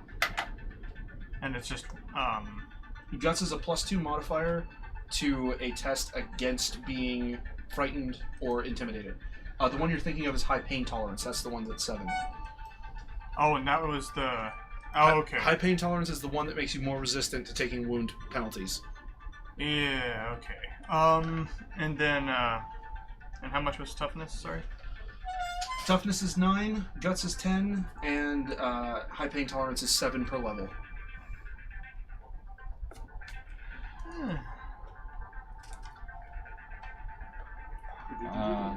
Joey, any of them that you're looking at? Yeah, there was one that was 6 points. What was it? Photographic Memory. Yep. +2 to any memory tests. Right. Man, how useful would that be? when you have a phone to take pictures. I don't know. There was one in was it the first one that you mentioned? First on the list that. Ambidextrous. Oh, that was that one. Okay. Yeah. That one I already got. I still got 13 points. I gotta get at least one more I got a thing. list here as well if you want. Yeah. Oh. Oh. I just pulled it up. What you looking at, Wolfie? Toughness is 9, you said? Toughness is 9, yeah.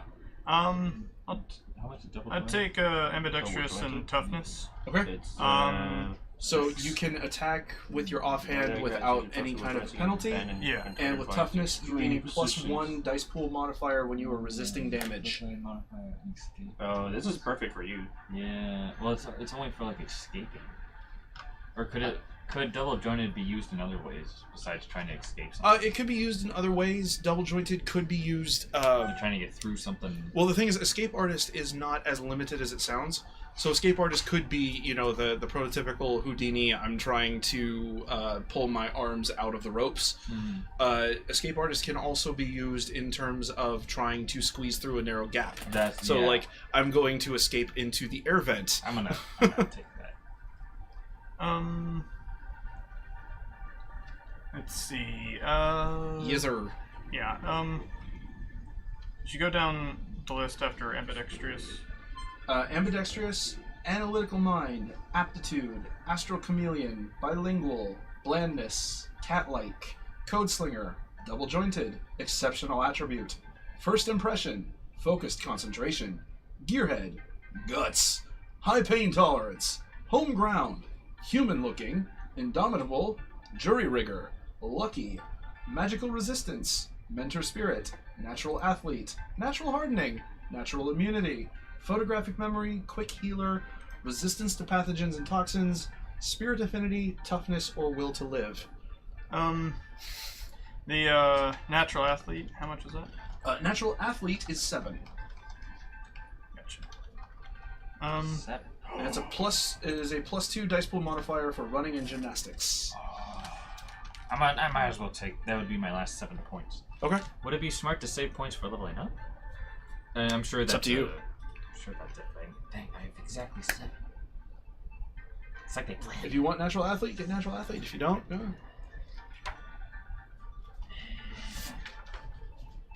So flexible.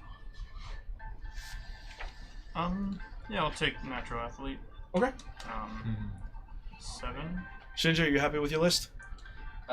Looking through it again. Like, I still have 9 experience points, or karma, Right. so I'm like... You don't have to spend them right now. You can spend them on stuff later.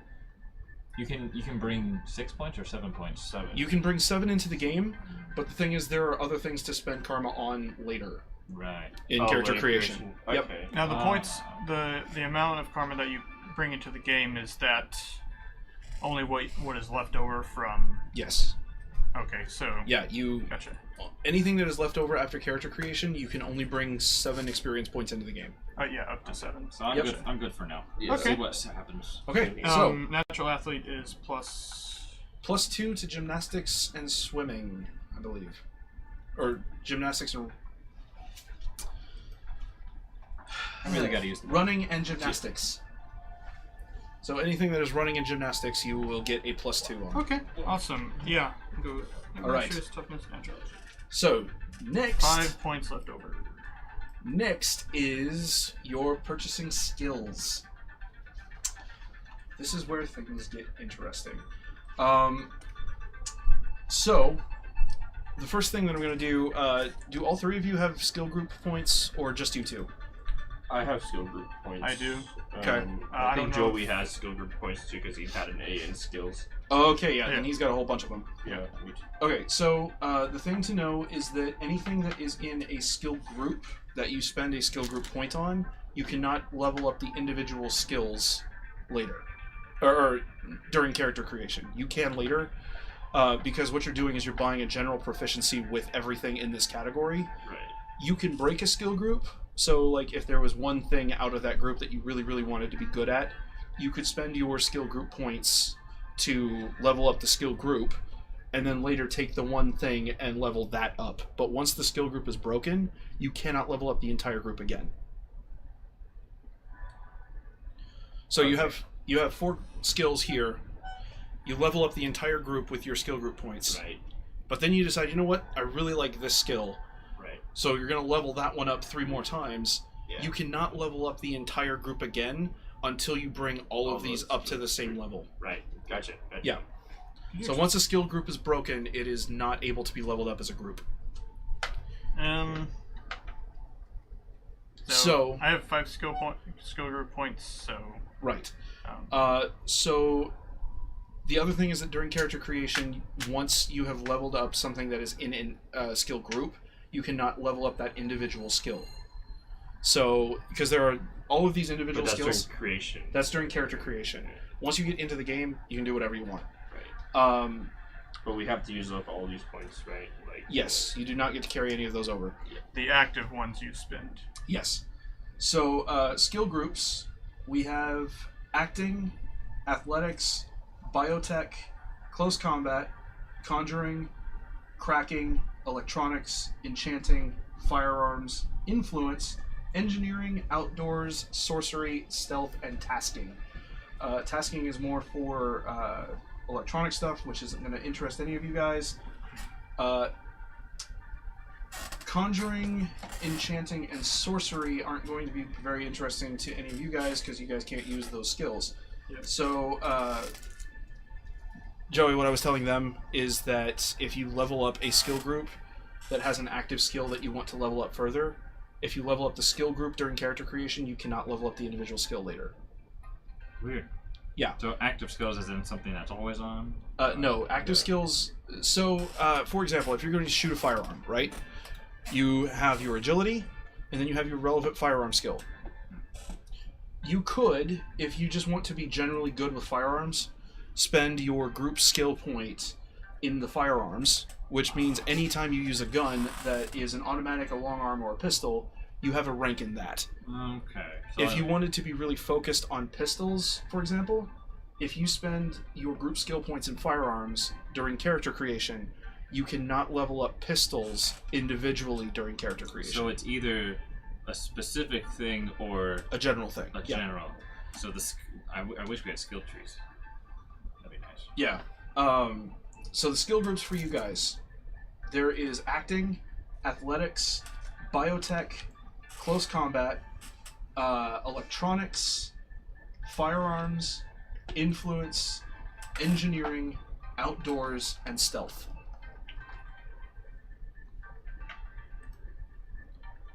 Okay. What does outdoors apply to? Outdoors is navigation, survival, and tracking. Gotcha. I'll probably be doing something like firearms and stealth stuff, definitely. You probably don't want to do stealth as a group skill because you've got a ton of skill points. Yeah, not as a group skill. Right. So these are just the group. So I would suggest for you, because you're going to be looking for a sneaky sneak stabby stab, right? Stab. You have 3 skill group points. I have 10. 10 skill group points. Okay. Yeah. Do I only put 1, or I choose how many skill group points to put into basically every time you put a skill point into an active group, like let's say you took all 10 of, well, you couldn't, but let's say you took 4 skill points and put it into acting. Mm-hmm. It means that you have 4 skill levels in con, impersonation, and performance. Right. Because that's what's in the group. Mm-hmm. That's all I can put in there afterwards. Right, you could not go back during character creation and level up con, impersonation, or performance again. Okay, here we go. They're in groupings. Yes. Yeah. Okay. So, do we start with what group points we want to put out first? Yeah, let's do that. Let's do that first because number 1, there's less of them, and number 2, it will restrict what you can level up later. Yeah. Okay. I see what's going on. Yep. Well, So I probably want Close combat interests me. close combat is blades, clubs, and unarmed combat. Again, if you put your skill group points into that, you cannot level up those 3 individual skills with your skill points later. So the group points you'll want to put on stuff you aren't going to be super efficient. The skill group points are mostly for things that it would be nice to have, but aren't going to be your main focus. Gotcha. Okay. Like mine might be, I might put group points into, say, cracking, or even. I might put stuff in sorcery because like it's not magic's not my main thing, but Well, cracking isn't going to be much use to you unless you're planning on being really technologically savvy. Oh, I that's mainly for. Okay. Is there a? I was gonna say, is there an online resource that has this stuff? Wiki. it's a wiki sort of. Yeah.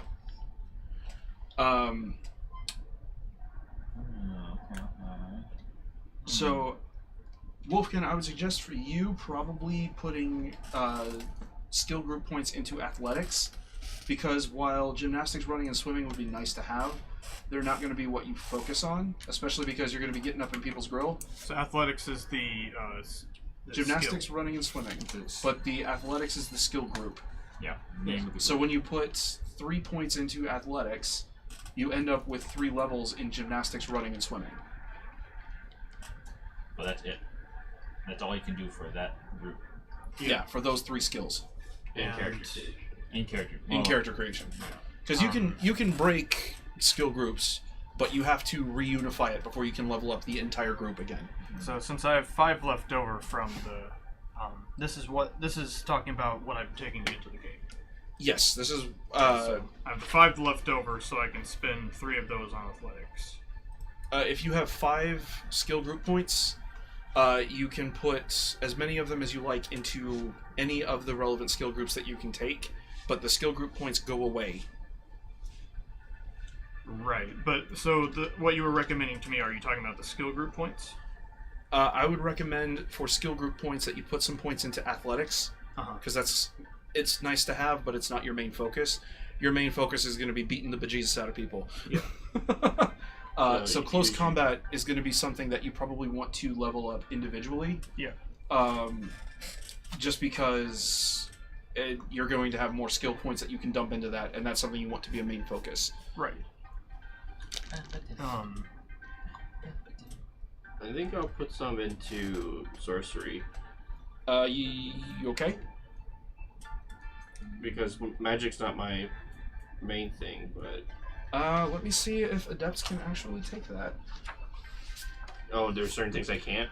Yeah, there are certain things that you can't because it depends on the type of magic user you are. I'm just going to verify whether or not adepts can take that at all. But I will see. Also worth noting is that you can also use your skill points to purchase specialization. So if there's something really specific that you want, you can do that now too. The active skill points, not the skill group points. Right. Okay. We got tons of. Yeah. Alright, maybe 3 in athletics, 2 in outdoors. Okay. Great. That is a great start. A fine choice. A fine choice.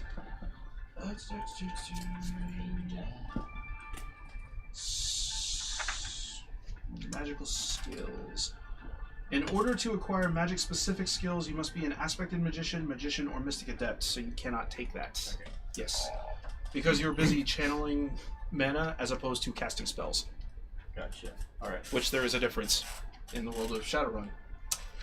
The crazy, crazy world. It's a mad, mad world.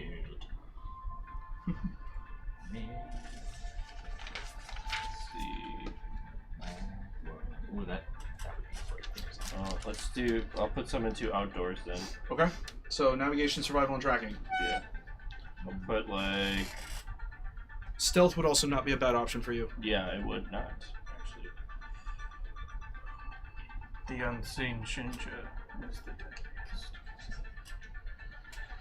West, where did he go? 3 points. Yeah, let's do like 3 points in outdoors. Okay. When you guys are happy with your skill group points, we'll move on to the individual skills. And we'll put stuff into... Where was stealth? Yeah. Yep. Yeah, I like stealth. You get a couple levels in disguise, palming, and sneaking, all of which is a really good thing. I'll put 4. So I got 3 points left. Yep.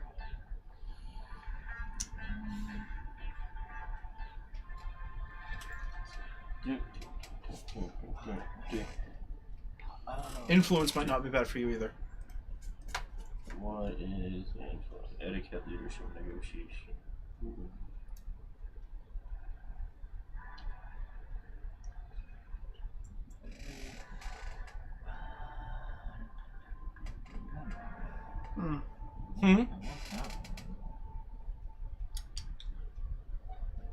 Character creation.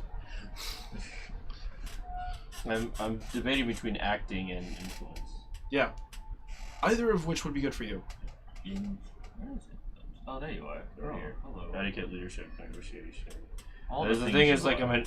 I'm an otaku. I'm like, Right. I'm none of those. I want to pretend I'm Japanese. Yeah. I mean, I guess there's some etiquette in pretending to be Japanese. Right. But, Impersonation and performance, man. Come on. yeah, that's I'm pretending to be Japanese. So, when we get to the individual skills, I'll read them off, and you guys can write down the ones that you want, and then we'll deal with levels later. Yeah, I'm kind of like making groupings. Yeah. Okay, I'll put the rest of my points into acting. Okay. Let's see. Just let me know when you guys are ready to move on to the individual skills. I'm just trying to. I'm ready. I'm trying to decide what to put party skills in. Where is the party skill? Where's create water? This is not D&D anymore. Where's Fireball? Yeah. Go back. For what it's worth, this is actually way faster than the first time I tried to make a character in Shadowrun. It was a total mess. Oh man, I can't imagine. I would hope there's videos on people making characters. Oh yeah, there are. Somebody actually made a really handy web app that if you know what you're doing, you can actually bang out a character in a couple of minutes. It's actually kind of sick. Oh yeah. Okay. Now, for what it's worth, there's actually an expansion to Shadowrun 5th edition called Run Faster, where it adds something like 15 playable races. So you could be a centaur in 2084. This is It's good to know they're very this is talking about 4th accepting. edition. In the year 6969. Do we get a 5th? No, man, So, it's you happy? 420,000. I think so. Okay. I pretty much just wrote down the groups I would probably put any points into. Okay, yeah. I don't know what to put the group points Okay. into. So Because I like that one, but I like the wussy. Yeah, they're all I like good. that one. So, just a reminder that anything that is in one of your skill groups, you cannot level up individually. Exactly. So we'll go through the individual skills now. I'll read them, just write down the ones you want, and then we'll figure out levels. Yeah. So archery, automatics, which is automatic firearms, blades, Oh man. clubs, escape artist, exotic melee weapons. I heard that one. Yes. Exotic ranged weapon, which all of these have to be specific, by the way, just so you know. Gunnery, which is more like placed guns. So if you were going to be using like a mounted machine gun on the back of a jeep. Gymnastics, heavy weapons, locksmith, long arms, Where's locksmith? palming. They're like up here. Oh, whoa. Oh. Where the heck did you... Oh, these are core skills. Wait. No, they're No, 'cause split they're still- between body, agility, reaction, strength. Okay, go back down. Where you look? Where you? Go back. It's on a wiki. You right? should- It's not- Go back to the groups. That's what I. This I one like I the hate. groups. Should just send the man a link, please. Oh yeah. You want? Well, it's on my computer and it's a phone. Oh wait, No, Messenger. Facebook Messenger. Yeah, It exists for a reason, guys. I forget about that sometimes. Thank you.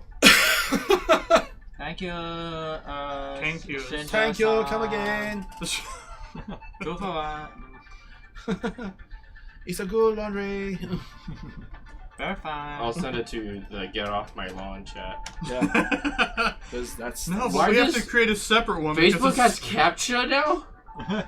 We're sending a message. you have to prove that you're not a robot because you're sending a link, which is so stupid. But you know, whatever. It is what it is. Well, such for me. I'm a robot. I thought you were a ghost. I've been through many lives. Oh. They sent it. We're still in character creation. Yeah, we are. which is great because if any of this needs to change, it still can. Yeah, I can be robot. So I had locksmith, long arms, which is like your rifles, palming. So if you want to be sleight of hand, pistols, sneaking, throwing weapons, and unarmed combat. Those are all the agility skills. Under body, you've got diving and free fall. If anybody wants one of those two. Reaction is a lot of piloting stuff. So piloting aerospace, aircraft, exotic vehicles, groundcraft, walkers, and watercraft. If anybody wants to be piloty. Piloty, if you were going to be vehicular, but I don't think you guys are. That's not with normal parts. Are you reading reaction right now? Yeah. I just got through reaction. Yeah. So. Oh wow. Yeah. Just a lot of pilot. Yeah. Well, because this is 2084, bro. There's so much pilot. Yeah, we are gonna have to be driving, I guess. Yeah. Or piloting something. you can take public transit. I won't stop you. It's probably a slightly more environmentally conscious world. Or take the bus. There are buses. I will walk. It doesn't matter where. I will walk. Strength is your running and swimming. So if either of those are interesting. Charisma is animal handling, con, etiquette, impersonation, instruction, intimidation, leadership, negotiation, and performance. If anybody's interested in those. Intuition is artistry, a sensing if you're trying to sense magical stuff. Disguise, which includes makeup and enhancement. Interests. What? No, I'm talking to my phone. Language. So if you want to try and decipher a language that you don't speak. Navigation, perception, street knowledge, and tracking.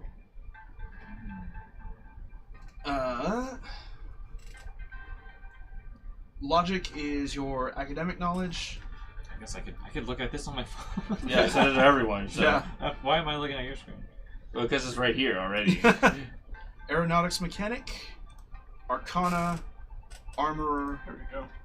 automotive mechanic, biotech, chemistry, computer, cyber tech, cyber combat, demolitions, electronic warfare, first aid, forgery, industrial mechanic, hacking, hardware, medicine, nautical mechanic, professional knowledge, and software. Logic is Yeah. insane. All of this is like overwhelming. In a I know, way. right? No, logic is what do you know, and it is a lot. Very interesting. Your willpower is your astral combat and survival. So you're trying to force yourself to push through difficult circumstances. Magic, none of you can take, and resonance, none of you can take. So I can't take magic. No, all of those skills are part of the skill groups that you can't level up. Oh right. Looking at the exotic melee, Yes. it seems to only talk about the ranged. Exotic melee weapons and exotic ranged weapons are both under agility. Right. Well, just looking at it here, it seems to only. Well, you got clubs and blades and. Yeah. Your exotic melee weapons would be like, I want nunchaku. In these lists. Or if you're walking around with a batleth, Right. which would probably get you spotted by the cops. Just gonna throw that out there. I use a 44 coat. I use a gold gun that I have to reload. It makes a big bang bang sound. Yeah. None of your pew pew business. And yes, literally everything is walking distance if you're committed. No, we take the bus as long as we don't miss it. I don't know. I was thinking, Flying trolley. like, mostly using unarmed combat, but also having like claws. If you can't reach them, you extend the claw. You think you are some sort of Exactly. cat? You are the Wolverine. Exactly. Yeah. I mean. Yeah. It's a cybernetic enhancement. It hurts though. Yeah. Specialized weapon that damages me every time I use it. Shing shing. And that's what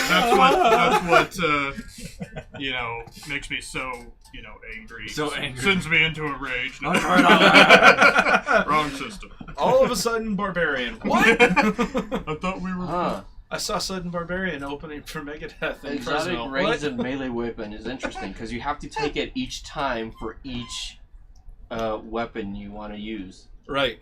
Oh. For the exotic weapons, yeah, because they have to be specific. So, like, you have multiple exotic range weapon. Yeah. So if someone found a laser cannon, for example. Yeah. You know, a Spartan blaster, whatever. Whatever sends him flying in the building behind him. Yes. There's so much, but I'll just... These stats, can we put more into them later? Or? Yeah, we're just going through the list so that you guys see the skills that you want. The thing is, you all... Well, for you guys who put an A into skills, you have like 46 points to spend. It's a lot to This is spend. the bulk. The other thing to know is, like, let's say you have a firearm proficiency that you're wanting to level up. You can also give yourself a specialization. So if there's a specific kind of weapon you want to use, like let's say you've got points in long arms, right? Which are your rifles. And then you decide that you're going to put a specialization into sniper rifles. Right. That means that anytime you're using a sniper rifle, you get a +2 bonus to your dice pool. Okay. Is there a maximum amount of points that we can put into these? Yes, your skills have a hard limit of 12. Okay. That makes sense. So you can have up to 12 ranks in any one skill. Is it dice per point? Yes. Oh my god. Yeah. So if you have maxed, two of these. if you have power built your character, so you have let's say you're going to be a really heavily focused firearm character, you could theoretically be rolling 18 dice in an attack roll. One trick pony, but my god. Yeah, it's one of those things where it's like, if I hit you, you dead, foe. You did. The guy behind you did. And there isn't a guy behind you, but there's another one. He did too. So, unarmed combat seems to apply very much to like implants and stuff like that. What does? Unarmed combat. Unarmed combat. Yeah, it is very much you and your fists. Well, since it seems to also have to do with like implants, does that mean that like using them with the If you with have my gremlin or the gremlins thing, does it mean that it like You break your hand, you're like, like oh no! I'm gonna attempt to use this, you know? If you have robotic arms, it would probably get affected by gremlins. Oh my god! You're dragging your arms on the ground, you're like, guys, I'm here. Bad morning. You go to punch the guy, and it's just not reacting right, and the bad form, and you hear a snap, I end up punching myself. and your hand is kind of hanging there, and you are now without your right hand for a bit. You're in a stance and then... That's if you critical list. D&D inside Shadowrun. I mean, in theory, yeah. Same, but you can do a world. Yeah, it's a world within a world. It's that whole Rick and Morty Yep. episode. Yeah, there would probably have to be a couple of rolls to see whether or not your character is smart enough to get the rules, but you know. Yeah. Well, we're playing. This is our characters in D&D playing Shadowrun, waiting for what's his name to get back. Yeah. Varys, why'd you have to go, man? Varys has been in the bathroom for a long time. Well, I mean, he's somewhere. He's somewhere. Oh, Alright. yeah. Following the theme of Weebu Samurai, Right. I want to put stuff into archery, blades, sneaking, throwing weapons. Archery. Yeah. Okay. Throwing weapons and language. You won't stick out. Language. Start swearing. Okay. You have 46 points. 46 points. You lose 1 point for every skill that you've taken, because you have to have at least one rank in a skill. So every skill that you have written down takes Right. 1 away from your 46, Gotcha. and then you can distribute those 46 across your skills however you see fit. Okay, so like it doesn't count as the one. Every one that I choose doesn't count as 1 point. It just Every skill that you've chosen counts as 1 point. oh, okay. So it is Because it when is you like write the the one. when you write the skill down, that means you have 1 level in that skill. Gotcha. Yeah. Okay, yeah. So it yeah. So that's So yeah, however many skills you've got, subtract that number from your 46. Right. I'm gonna need a calculator or something. Because I don't want to be like writing constantly. 46, erase. 45. This is why I've got you guys doing this on scratch paper. Yeah. No. I've got a computer. Yes. Open notepad. Oh. So I run the, the kind of the unarmed combatant, meat shield, old man orc, old orc. Okay. For orcs in this world, their life expectancy is generally about 50. So for an old man orc, you're probably late 30s, early 40s. Oh man. Yeah. Great hair. Well, because in the world of Shadowrun, for those of you guys who are still watching and still interested, whoever that happens to be, so it was a normal day, just like every other day. Like 6 people watching. It was a normal day like any other day, and then the commuters on the train in Shanghai looked out the side of the train, and they said, "My God, that's a dragon," and it signaled that magic had reawakened in our world, and therefore was the genesis of the 6th world, which is where we are now. There was one guy that said, "I knew it." Yeah. And so, over the course of the next few years, dormant genetics in the human race reawoken, which is why we have dwarves and elves now. And about 10 years after magic reawokened in the world, which I realize I'm saying that wrong, but I'm saying that wrong on purpose, there was the quote-unquote goblinization virus, which is what led to us having orcs and trolls. So if you are an orc, you are actually, by definition, sick. It's a genetic defect, but you are sick. Okay, so since let's see, what is it? Since I chose athletics and outdoors for skill groups, that means that I can't put points into those. Something that you have already leveled up in a skill group, you cannot level up individually. Yeah. All right. Yep.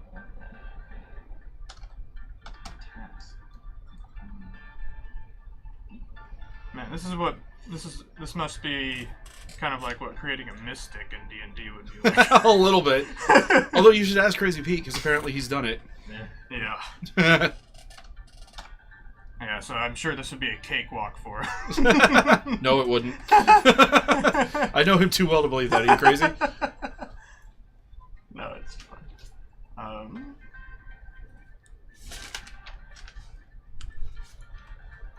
Okay.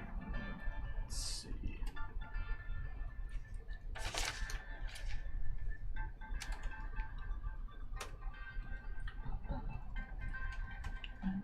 Step it. Thank you.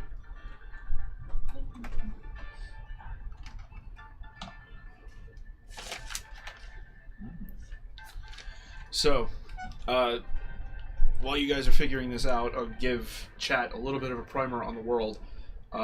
Because of the reawakening of magic, obviously the geopolitical state of the world has suffered a dramatic shift. Most of the national governments, if they did not fall and get reorganized, are so completely useless and peripheral players in geopolitical stuff that they might as well not exist in the first place. What has happened is that the world has more or less been taken over by 10 super corporations known as the Big Ten. The super corporations, they handle all sorts of different affairs of business. Some of them are into technology, some of them are into studying the divine, some of them are into biotechnology. It just depends on what corporation you're dealing with. And they're the true wielders of power in this world that we are going to be launching into. This also includes the privatization of the police force into one of 2 corporations, which are, if I remember correctly, Lone Star and Knights Errant. And so everything is about corporate politics in the world of Shadowrun, which is why our adventurers are going to be who they are. They are essentially freelancers who get hired by anyone who needs plausible deniability, or if they just need someone to do a quick and dirty job and get out, and if something happens to them, no one cares. The characters themselves will be people that more or less wouldn't be missed, depending on, their backstory and who they decide to be in the moment. But, yeah, the basic anatomy of a game session in Shadowrun is always the same, which is that you have your group of Shadowrunners who get contacted by a fixer who is the go-between. So if someone needs a job done by a group of Shadowrunners, they go and they talk to a fixer. The fixer then shops the contract out to the adventurers, which in this case would be our party of Shadowrunners. And they set up a meet with their faceless employer, which is always referred to as Mr. Johnson, because that's the world that we're in, again. And Mr. Johnson gives them a task, which they have to go out and complete. They go out, they complete the task, they come back, they get XP, they get rewarded, and hopefully Mr. Johnson doesn't try and have them killed for it. But that's when things go well. If things go poorly, which generally happens in Shadowrun, that's when you never know who's going to get angry at whom and who's going to suddenly decide they want to try and kill you. Which is why these guys need this absurd collection of skills that they're going to have. It's a very tough world that they're going to be entering. There is a massive form of citizen... What is the word? Citizen surveillance, which is the state identification number, which is entered into a global, almost like a caste system. It is a global ID number. So if you leave your SIN someplace that you absolutely shouldn't, people will be able to find you, track you down, all that kind of stuff.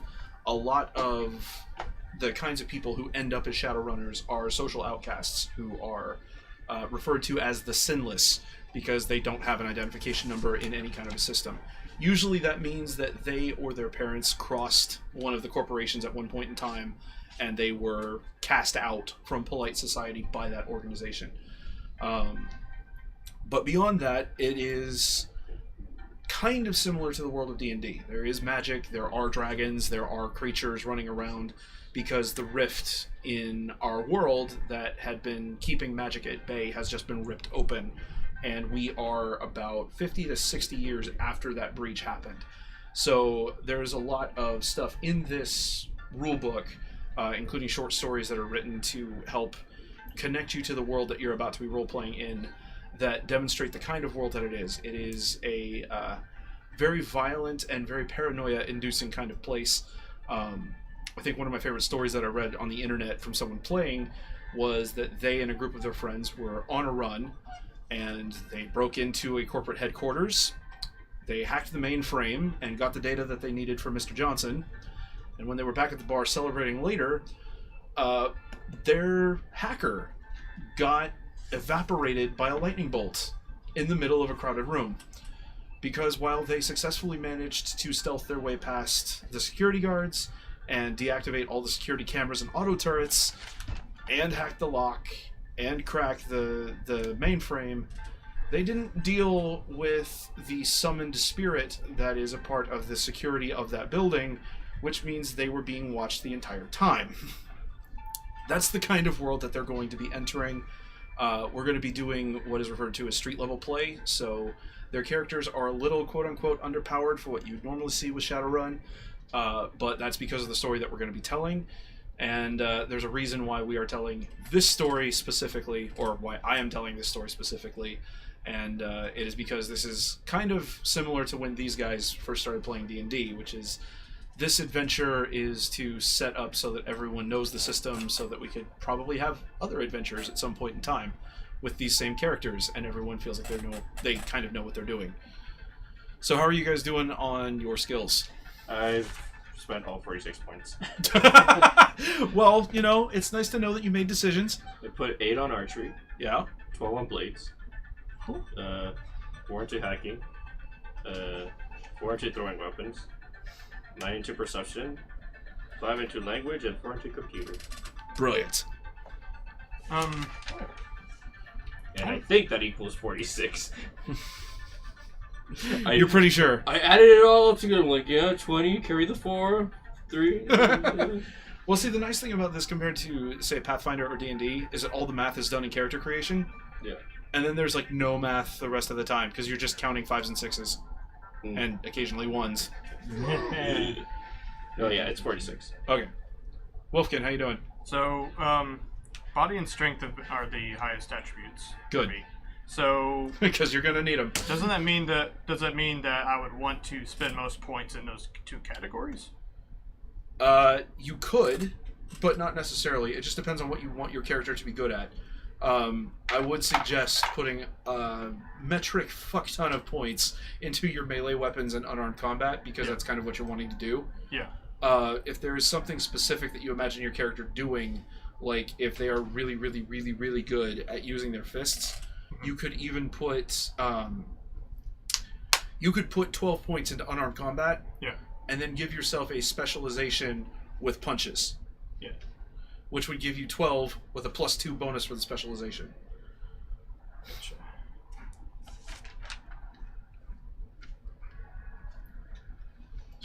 Joey? So This is the toughest bit. This is this is the toughest bit. This is like I want to be everything. when you want to be the person who can if you want to be the talker, but also you want to be the sneakiest one. Yes. But also you would like to be good at like like a cool weapon or something. Oh, I'm about to make your life even worse. Oh man. And then you have only this many points. Yeah. Well, that's like the most amount of points. Yeah. Well, you know how like in Pathfinder, right? You spend points or you get levels of knowledge and lore. This game has some of that. Typical. Yeah. But again, all of the math is on the front end in character creation. Yeah, I can appreciate I can see why you wanted to start early for this. Yes. Huh. that. Okay. Yeah. I just gotta make a decision. Yeah. And I will say you guys are going to be adventuring, quote unquote. You're going to be Shadowrunning in Tacoma, Washington, which at this point is a suburb of the Seattle sprawl. Wow. And a college town. So, you know. Good team. What? Good team in the college. What do they have? What does Washington have as a team? Is there sports in the future? Yeah. Yes, there are. Seahawks? Probably Seahawks fans, Go if the Tony. NFL hasn't died by then. No. They're all robots.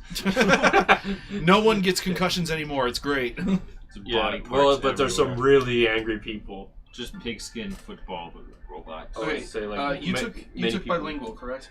Yes. Okay, so you have one language that you get that is a native language normally, but because you took bilingual, you have a second language that you speak as a native speaker. Right. So I speak whatever language is common in this world. English, I guess? Well, you're in the former United States in Washington, so yes. English. And I speak Japanese as well. Okay, so under your skills, go ahead and make a spot for your language skills, and you can write English and Japanese, and then put an N next to both of them, because you are a native speaker.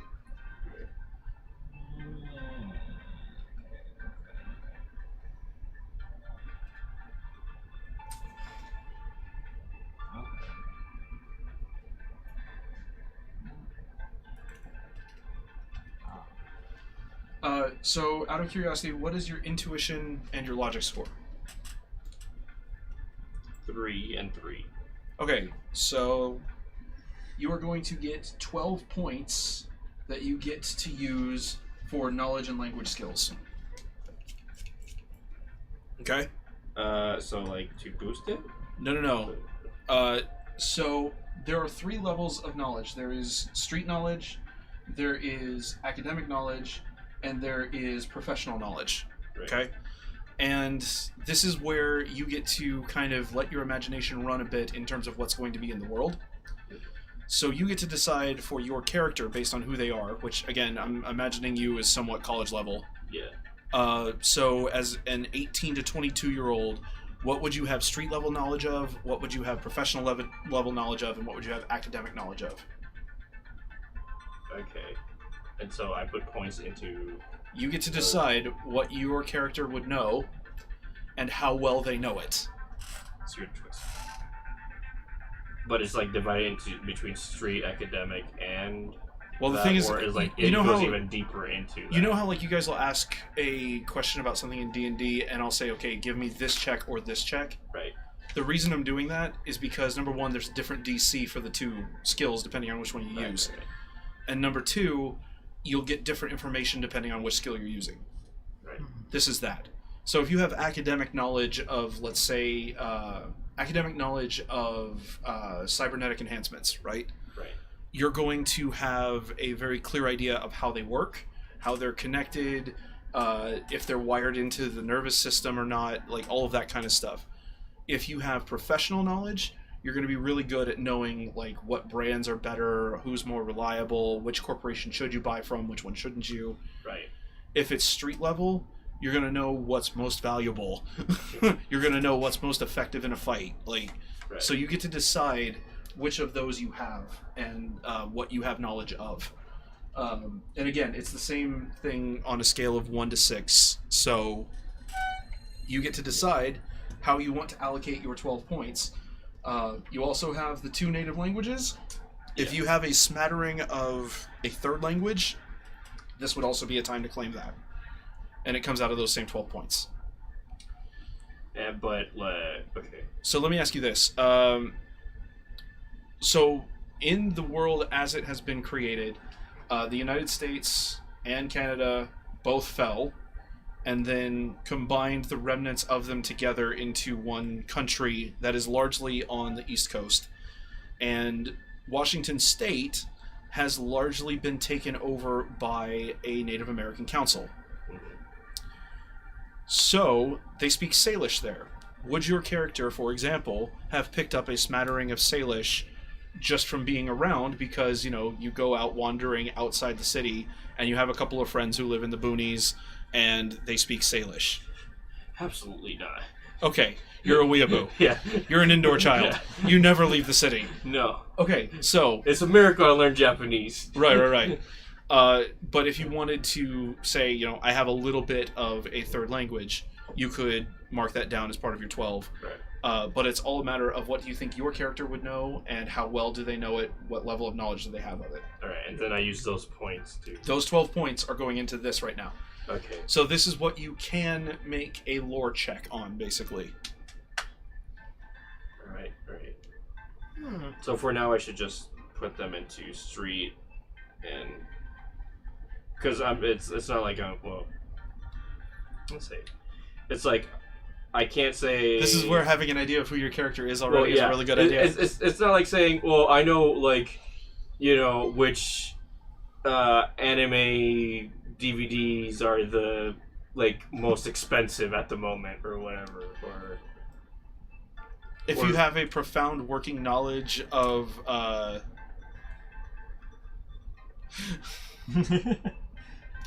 Anime titties?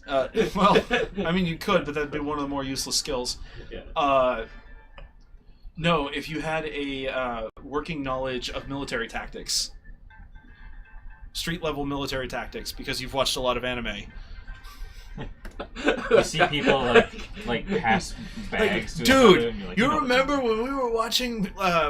Afro Samurai? Yeah, and remember how they got around the one dude and then all attacked him at the same time? Yeah! Let's do that right now!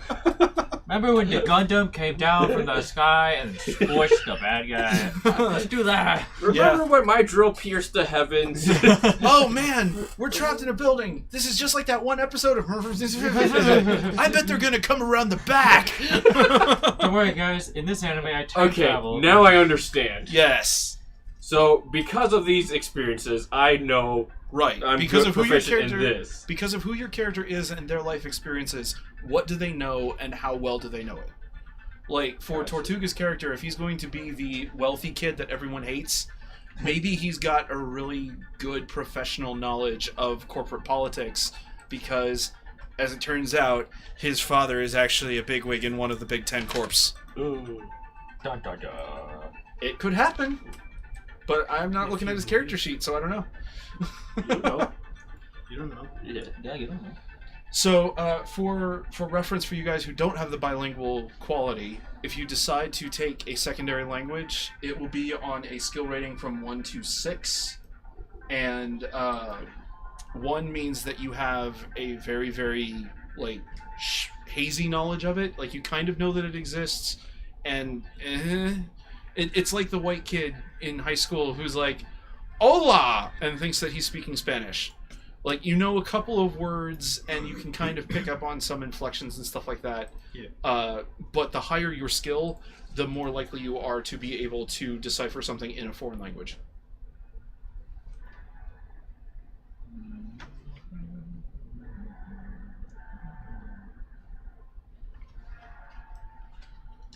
Oh, How you guys doing? Hold on, give me a second. I've spent 12 There's points. a thing in your camera that's bothering me. There's a thing in my thing? Yeah. I hate when there's a thing in my thing. Average. Oh no. I think I fixed it. No. No? Well, there's a bright spot. Yeah, I don't know how to get rid of it. Just turn it to night. Turn it to what? Turn it to night Oh. so you don't get the light through the window. I can't do it, man. We haven't installed that yet. We need to upgrade. Yeah. Is it recommended to Is just that like Nah, still. take a whole bunch I of don't different think you're skills and like No, it's gonna be there no spec matter into what. them, or is it like I'm actually thinking of No. like 12 in this, 12 in this, 12 in this, and be done with it. Yeah. You could. I can't keep it. No, it's No, entirely I up to know. you and your character. Like, if you wanted to, you could make a big hulking Does that sack do of it? dumb That's a who lot doesn't better. do much except hit things. And when he hit things, they... Is it back to same? Cool. This is the this is like Oh. a retired, you know, It's like melee martial artist or whatever. Who's You are the drunk old boxer. yeah, That's and awesome. because Wait. I want to put points into intimidation as well as be very like Right. the Seems to be flimsy. Which, you know what, if you're wanting to go with that kind of a backstory, You know what? your character is going to have a pretty good professional knowledge of gambling. Where is it? Oh yeah, where's the... So, anyway, but that's a character development idea. It's over there. With your skills, yeah. you can Both states absolutely on the ground. just do, like, max out a couple of skills and call it good. Especially if your character is literally just going to be a walking sheet of meat. He wants to be more as a person. Oh my god! but 12 is the max. 12 is the max because none of you had the karma to take exceptional attribute. Yeah. True shame. Gotcha. Let's see. What was I thinking? Yeah, I was thinking he's old orc. He's really good with like unarmed combat, but he knows next to nothing about technology. Right. Yeah, And gremlins. that's for the the young people. Yeah. Did it work? Yep. Yay. Oh yeah. Nice. Did it work? It worked. Maybe. Yay! Very nice. Someone else ask, please. See, I'm waiting for people to take sound snippets and remix it. Shouldn't you get your thing out of his thing? Demonetized. Things we shouldn't be doing on stream, but we do anyway. Dang it.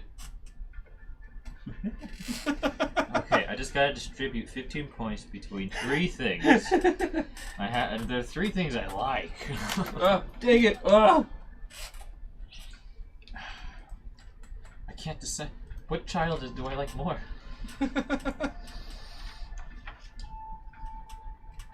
Well, did you already explain the levels of usefulness of a skill? Like The levels of usefulness? 1 is like... 1 means you... yeah. You've read it in a book. Yeah, you kind of know something about it. Like, you're not completely at a loss. When you get up to a 6 or higher is when you're like, yes, I'm really good at this. That's what I want to know. 6 or higher.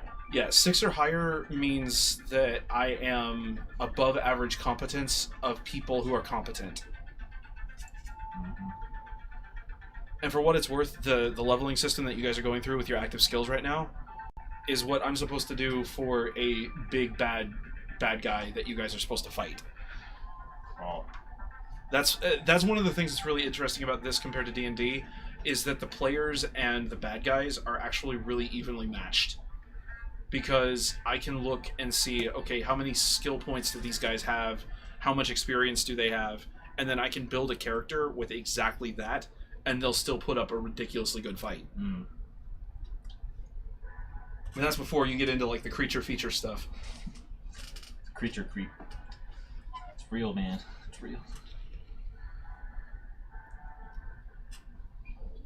Okay, I can have two good fights.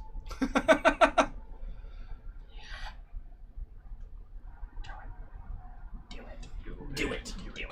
Oh, and by the way, the languages that you are a native speaker of do not require any kind of a skill check to use them. Right, because you're a native speaker. Because you're a native speaker. Yeah, that makes sense.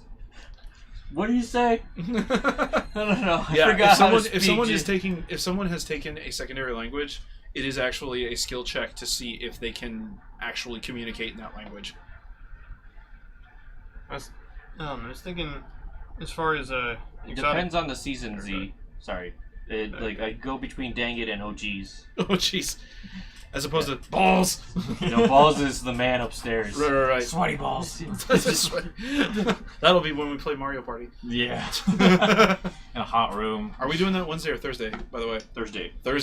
I'm gonna put that on my calendar because There's gonna be lots of sweaty balls, that's sweaty for sure. balls. what are uses for like exotic melee weapon? Is like what Exotic melee weapons would be like nunchucks. Okay, that's right. If you can find somebody who can make you a Klingon bat'leth, I would let you use it. Or like say you needed to, take down a small structure or something like that, and you had some sort of gauntlet or something like that. Like, if you're Thanos and the Infinity Gauntlet, I was thinking, the Titan Stone Knuckles kind of thing. that would count as an exotic weapon. Yes. Whatever. There's already a meme about the. You have to imagine a specific exotic weapon. It's not like you take exotic weapon proficiency, right? Because even you will come across stuff and be like, the fuck? Yeah. Yeah, that's what I was thinking. Is like kind of. See it next week. Are you saying that you've got a pair of brass knucks? Hey. You have the shovel claws from Sonic. That's why you're a retired boxer. You got caught cheating. Shovel claws. Hey, some sketchy life. Sketchy. I would say roll with that, honestly. Yeah. You got some brass knucks. The Japanese for Sonic? yeah, Maybe there'd be. I swear. What? He's like, ah, shit.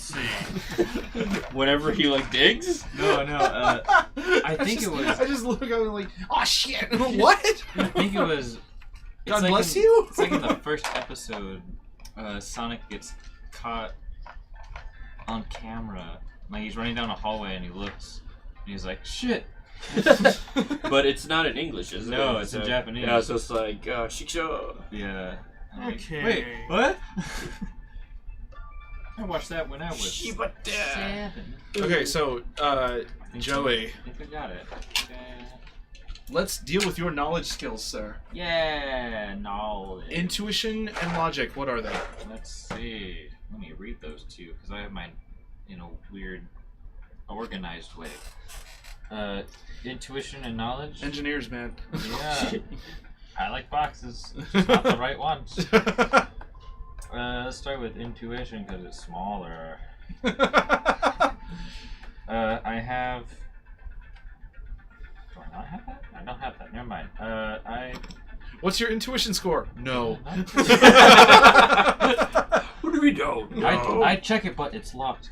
Okay. I think I have what I guess I don't have any intuition. Okay, never mind. No, I don't have any intuition skills. No, your intuition rating. Ah. So the actual 3. 3. Okay, what's your logic rating? Oh, okay. 2. Okay, so you get 10 points to spend in knowledge skills. Really? You have 10 points that you can spend based on who your character is and their life history. What do they know? How well do they know it? The knowledge skills. Yes. This is like the lore checks in Pathfinder. You get to decide what your character has some knowledge about, whether it's biker gangs, whether it's corporate politics, whatever. You get to decide what your character knows about based on who they are. Knowledge, skills. Are they in a certain category? Well, like I told this one, there are 3 categories of knowledge. There's street level, there's academic level, and there's professional level. Mm-hmm. So if you have an idea of what your character did as a job, for example, like, okay. Let me see. You are a human. What kind of thing are you aiming towards again? Kind of the sneaky sneak stabby stab. Sneak infiltration type of. Okay. So, let's say, your character used to be a contractor for.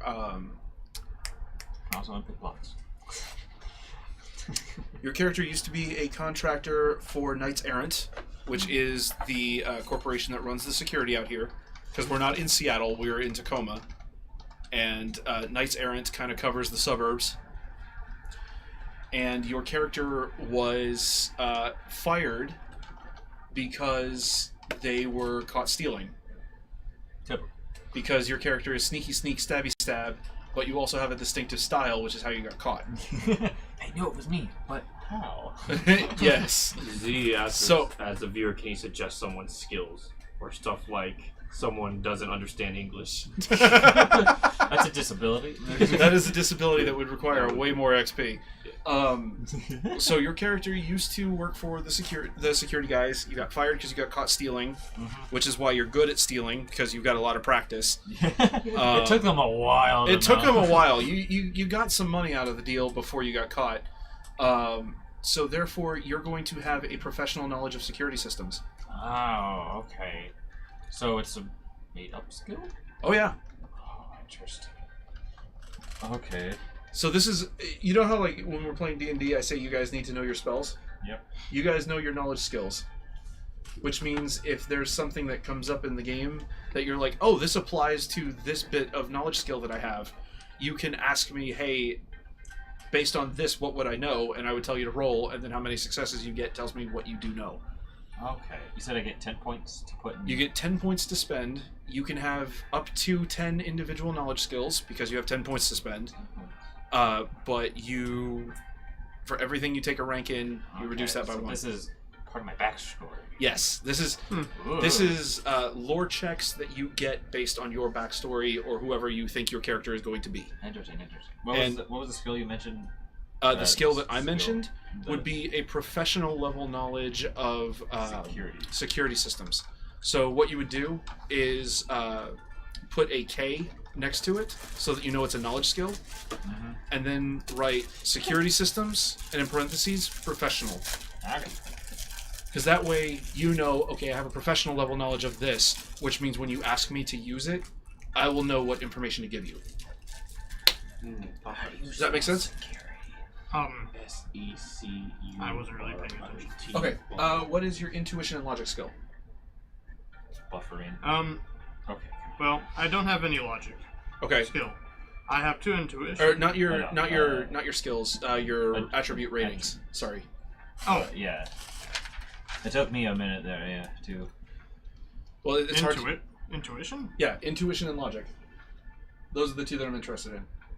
Attributes? You mean intelligence? Yeah, that one. Okay. It's intuition, not intelligence. I told you guys wrong. The abbreviation is INT, and I'm so in D&D gotcha. mode. Yeah. That's intuition, not intelligence. Okay, intuition and... Silly. Yes, sorry. I told you wrong. Oh, they're both Hate 1. you. Intuition and logic. Okay, so you get 4 points that you can put into knowledge skills. Oh! Wait. Knowledge skills are made-up skills. Knowledge skills are what your character knows as lore based on who they are and what they've done. That's why I'm good at security systems. Right. So you have an idea of like, okay, where the security camera is going to be looking, where are they not going to be looking. I know the professional setup of a security setup in a building. Right, because you were working for Knights Errant, which meant that you were exposed to a lot of those kinds of surveillance systems. I'm so cool. Right. Alright. That's why I love this system. It's Sky. like I get to just make shit up. Yay! That's awesome. Yeah, let's just say I have this as my backstory, which means I can tell the DM that I have this level of knowledge in this, and they can't say no. Yay! Well, yeah, I can write a notepad. What are you I talking have about? attributes or skill points allocated. I once played a game that Okay, had a your skill points are allocated, which is great. So go ahead and think about how you want to spend your 4 knowledge skills. Which for you, I would suggest that you might be well advised to take some points in another language. That'd be amazing. Just because number 1, you are an orc. Number 2, as a boxer, it means you were probably traveling a bit. So obviously, I don't. Yeah, and it's Doki. kind of one to work in like Professional. kind of I'm a professional kind of criminal psychiatrist. element to it as well. Kind of Yeah. like shady criminal background, which Dogs. Yeah. Professional knowledge of gambling, because boxer. That's more. So I would say Tech guy. put a point in Does that. your hand appear on the other side when you do that? to gambling. No. Yep. Just. Yeah. So that means that you're going to have an idea. If you watch the video, you know, Yeah. Right. No, it means that your character is going to have an idea of like who runs the You're rackets, spacing them. where you go to place a bet, and you also would know that based on where you would go to gamble is probably also going to be a hub of criminal activity. So you kind of, because you have a professional level knowledge of gambling, you're also going to have a street level knowledge of criminal activity. Should have been your addiction. So for your knowledge skills, guys, like I was saying, make sure that you put a little K in front of them so that you know that they're a knowledge skill. Yep. And then what you have knowledge of, and then in parentheses the type of knowledge it is, whether it's street, professional, or academic. Oh, so gambling is street. Yeah, that makes sense. Yeah. Or no, professional level knowledge of gambling, street level knowledge of criminal networks. Jesus. Yeah, this is Wow, the most criminal complicated networks. bit. Wait, is this one everyone gets? Street No, level this is knowledge- one for him. Oh, okay. Because we're dealing with his character right now. Yeah. And he's only got 4 points to spend. He was racing. I'm like, wait. Street level No, knowledge like, of criminal. like- Criminal networks, yeah. And I'm erasing because I realized I did this wrong. I would say there are, in this part of the state, there are You worked time and space. 4 languages that are pretty well represented. English, because you're a native speaker. Mhm. Salish, because it's around, because you guys are in the middle of friggin' Washington. You keep losing your. For Ghost. And Japanese and Russian are also pretty prevalent, because we're in the Pacific Northwest. So I would say pick one of those and put at least 1 rank into them. so +1 into Salish. How is it? K, because it's knowledge. Yeah. And then Salish, and this is actually a language skill. So, and then just put whatever the rank is in that skill. Which, considering that we've already got 2 knowledge skills for you, it's either a 1 or a 2. And does this affect how many points I've allocated into skills? This is not into your active skills. These are your knowledge skills. So knowledge skills and active skills are different categories. So, yeah. Okay. Oh my goodness. That pen is going to be dry by the time this is done. My God. Right. I am amazing at life. K for +1 to language.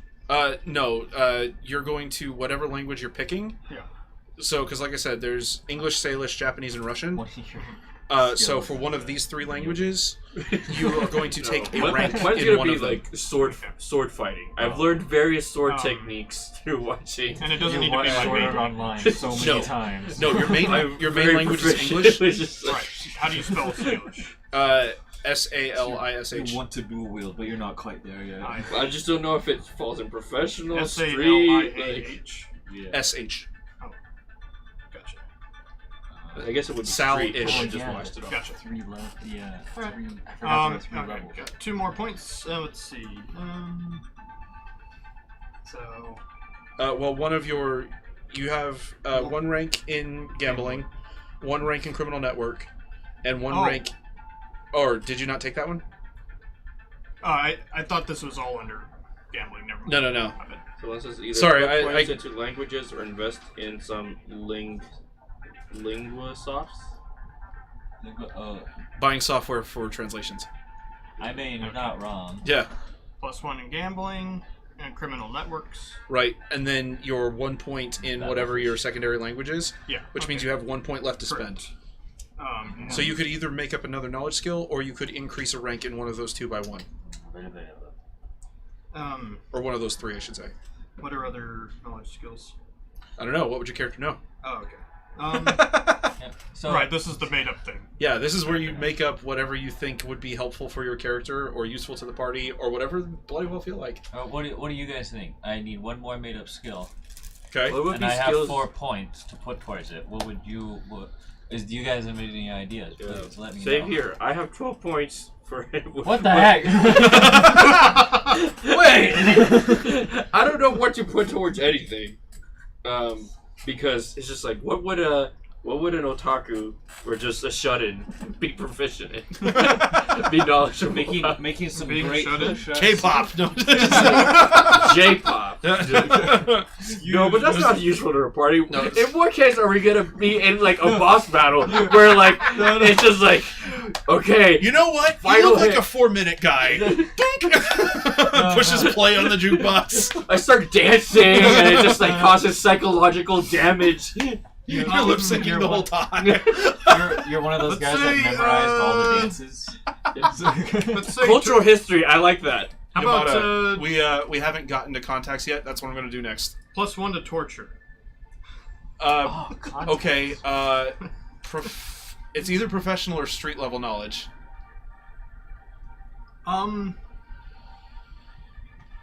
Because your Let's say character. street level. Okay, your character doesn't seem like the type that's done much schooling.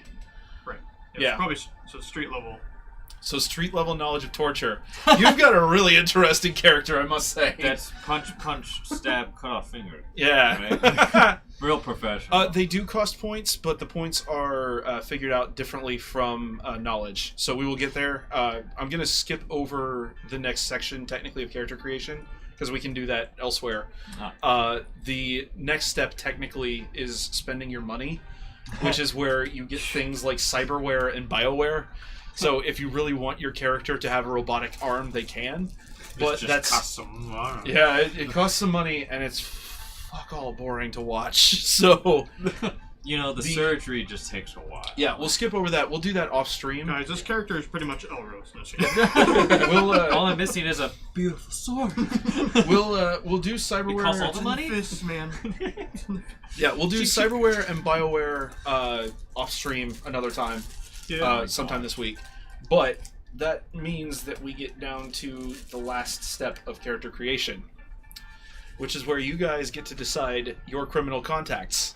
Oh, okay. So that's a whole separate thing. Yeah, this is a whole separate thing. Okay, I was about to ask if that was. And by the way, if you have any karma left over, you can also spend this to either increase your skills if you really, really want to, or you can also use that unspent karma that you've gotten from earlier to increase your contacts. So here's the way this works.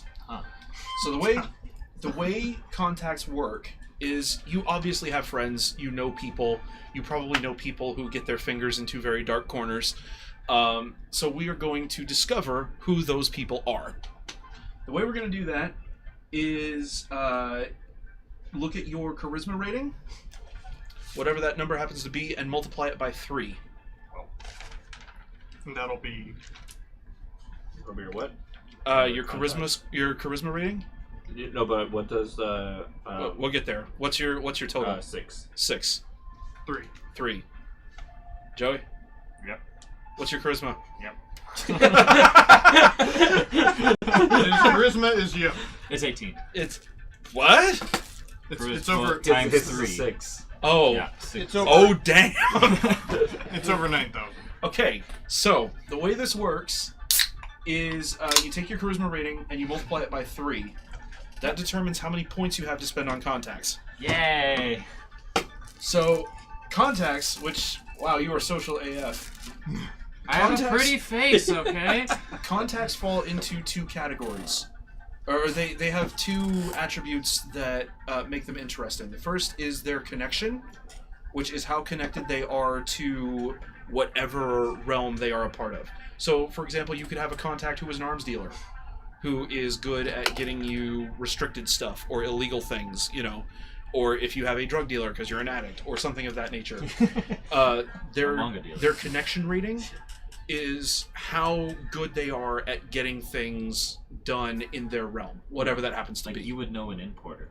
Yeah, like I would know. You would Japanese importer. You would know a Japanese importer for sure. Yeah, or the other thing, the other rating for them, the other rating for them is their loyalty rating, which is how loyal they are to you. How loyal somebody is, the more loyal someone is, the less likely they are to give you up should the cops go knocking on their door. Less likely are they to give you up and let you down. Yeah.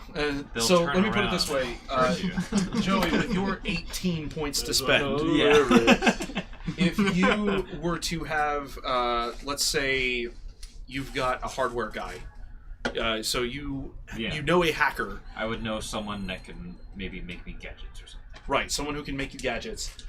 If their connection is a 4, so they're pretty well connected in terms of getting stuff that might be slightly illegal, and their loyalty to you is a 3, you can ask me to put in a call to your contact because you need a specific thing, and then I would roll 7 dice to see whether or not they do it and whether or not they succeed. Okay, so 7 points total. That is also the combination. From my 18. The combination of their connection and their loyalty is how many dice they roll when you ask them to do something. And we pay for both of those. You're paying for both of those right now with your charisma scores. So the other thing I have the 3. You have 3 charisma. So it means 3. I'm gonna have to ask you. You multiply it by 3, so you end up with 9 points. No, sorry. I have 1, so I have 3. I need that anime tomorrow. So that means 3 I only know exporters, not importers. No, you need the latest of Footy Panic. Contact. Oh. So you have 3 points to spend.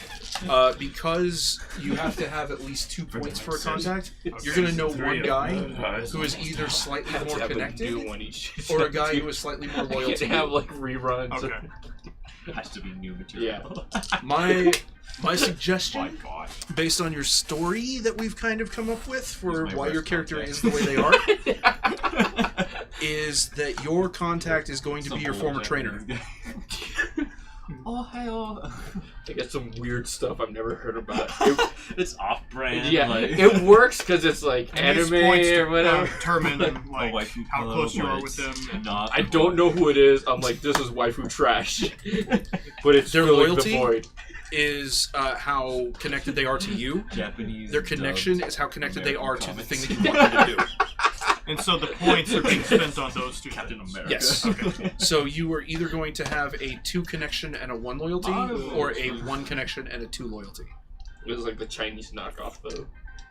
So it's not even like a regular. It's not Captain America. It's Captain Hero. Yeah. So, and the thing to keep in mind, Manage. because your contact is your former trainer, Yeah. what would he be Bad likely translation, to so be it's able to Captain do for Boy. you? One of the big things he would be able to do It's for you like, would I be saw this maybe funny get his thing. hands I think on it's like a med joke, kits. but there was this figurine of the Incredible Hulk called Maybe the Incredible get his Fellow. hands on substances for you. So, like, if you wanted alcohol or something like I'd that, buy that. that would be a way to do it. So, if you guys wanted to make Molotovs, you would get in touch Gotcha. with your former trainer. And those are the 2 connections. Like if I spent 2 points on that. Well, you have to spend all 3 points on one person because you've only got 3 points to spend. That's what I mean. Right. Plus 2 to. Plus 2 to connection. Yeah. Means that he is quote unquote more likely to be able to find what you're looking for. Yeah. And a 2 on loyalty means he is less likely to give you up if the cops were to come knocking, and is more likely to do what you ask him for. Yeah. I'm gonna have just 1 contact. How many points do you have to spend? 6. Okay. Yeah, no, you Are they a 3 connection and 3 loyalty, or okay?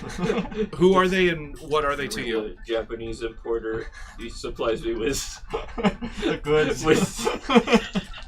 He feeds your addiction. Yeah. Wonderful. He gets me a good price. I actually really like that based on the story that we're gonna tell. Like, I don't have anyone else that supplies stuff for me. He can get me anything as long as it's from Japan. But I usually only get anime from him. Oh my! Guys, So- we need some trash. We all look at Joey, let's talk about your contacts a bit. Yeah. Who do you know and why? I like the I broke my I like pencil. your first idea. That Okay. that is something I was thinking of. The gadget dude. Yeah, someone Okay. who could supply me with things that I need for jobs or something. Sure. So, who are they? What do they do? Why do you know them? Yeah, just through my line of work, Okay. I had to find. I obviously had to get my equipment somewhere. You went out on Craigslist? Yeah. Okay. So you know a guy from Craigslist. A cyber Craigslist guy. And now that you guys also... we talk to each other privately. For you guys who have contacts, think of a name for them. And then I will characterize them. Yeah. This puts my acting skills to the test because now I have to come up with characters for whatever fucked up mess you guys have made. I just call him a generic Miyazaki. There's so many Miyazakis. I'm like, yeah. Miyazaki number 492. Yeah. I actually really like that idea for a completely different reason Number that you're going to find out later. Okay, let's just call him Miyazaki 492. 492. Miyazaki 492 is now a character in the world. He's Russian. No. I got something better than that. So, Oh boy, your dude. This guy, I want to be pretty close with. Yeah. He'll be probably the one I know the most or know the longest type Okay. of thing. So he would be the one I give the most points to probably. Right. Gosh, how to write this down? Gadget guy. Yeah. Perfect. Yeah. This guy, I don't know his actual name. Right. He just has a title. Just has a title. Yeah, that's what I'm thinking. Okay. I'm trying to come up with it right now. His name is Ronnie. He's So what were the two types? Loyalty and... Loyalty and connection. Okay. So for you guys, Connection and noise. so the way this works is, let's say you call up a contact and you need them to get a hold of something. What I will do is I will end up rolling your charisma skill, your charisma attribute, plus their connection, and that'll determine whether or not they're able to get what you're looking for. What's If- it? Oh, sorry, sorry, keep going. If you're asking them to do something that's a little shady, that they might not be comfortable with, or, you know, something that could be dangerous, that'll be your charisma plus their loyalty. Okay. So- what's a good? Is there like a different scale for useful to unuseful points? Not really. I mean, it's the same. It's the same general scale for skills. 1 being yeah, and 12 being whoa. Yeah. Okay. Sorry, I got a little Mario there. Anyway. Got a little Crash Bandicoot over there. sorry. Whoa! It's really mostly... Oh, geez, Scoob! Mary Jane, that's my favorite name! You know what that's from? So, I was thinking his title he got from his beatings were so powerful and so like brutal that he earned the title Blast Beat. Okay. Do it to Alright. And so that's what I know him as. Is he human? Is he an orc like you? Does he work for somebody? He's a dwarf. He's an orc. What the hell? Okay. Is this a? I'll ask you this: is it a gladiatorial thing like you know, the Russell Crowe movie, or is this more like he's an independent guy who's just making money by exploiting other people? I want to say. I want to say it's kind of like dojo style, except it's like criminal-esque. Okay, so he's the Godfather, for lack of a better term. Yeah, he's a No, I got it. Did you ever see the movie Ninja Assassin, made by the siblings Wachowski? Yes. He's the father of the dojo. That guy. Oh, he's the he was training them, and if they messed up, he like cut everyone. Yeah, he's the father of the dojo. Yeah, basically. Bingo. Got it. That movie. It is so bad, and yet I still love watching it. It's terrible, but so watchable. An amazingly bad ninja movie? Yeah. It was made by the siblings Wachowski, who also made the Matrix trilogy. Oh, wow, really? Yeah. They made a bad... Ooh. They made a really terrible ninja movie, Dude, and it's great, though. it is still so incredibly watchable. What is it called? Ninja Assassin. I'm going to have to look it up. Dude, I own it. Movie night. Movie night. We'll stream it. Yeah. No, we already learned that's a bad idea. Yeah, Not through our Alicia. account, though. Alicia. They used to be the Wachowski brothers, and then they became not the Wachowski brothers. Then they became really not the Wachowski brothers. Oh. So it's like, I don't know what they are this week. They're just the Wachowski siblings. They don't know each other anymore. Yeah, they don't even know themselves anymore. Anyway. The Wachowskis. Yeah. The Wachowskis. That. Watch out. No, that is still so weird, especially because like I had the Matrix Path of Neo on my computer for a really long time, and if no one's ever played that game, they made like a really stripped down version of the Matrix trilogy, and you're playing as Neo in kind of a like isometric third person beat 'em up game, and you get through the entire series up until the scene where you fight in the rain with Agent Smith. Oh, that's what happened to them. Yeah. Yeah. Oh. They both underwent the snip. So you get through that scene where you fight Agent Smith in the rain, and as we all know in the movies, spoiler alert, it's 20 years old. If you haven't seen it by now, you're not going to. Yeah.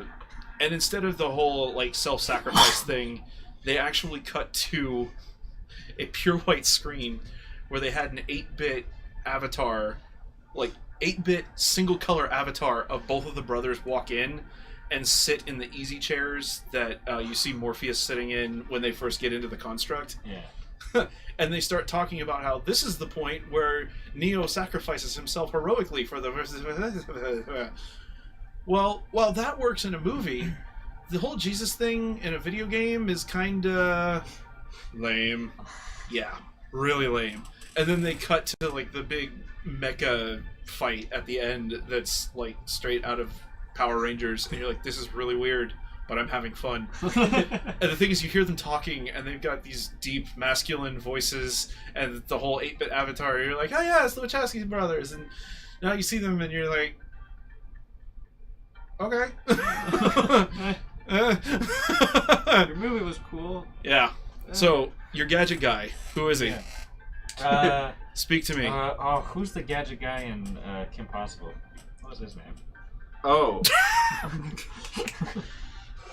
Oh, I have to look this up quick.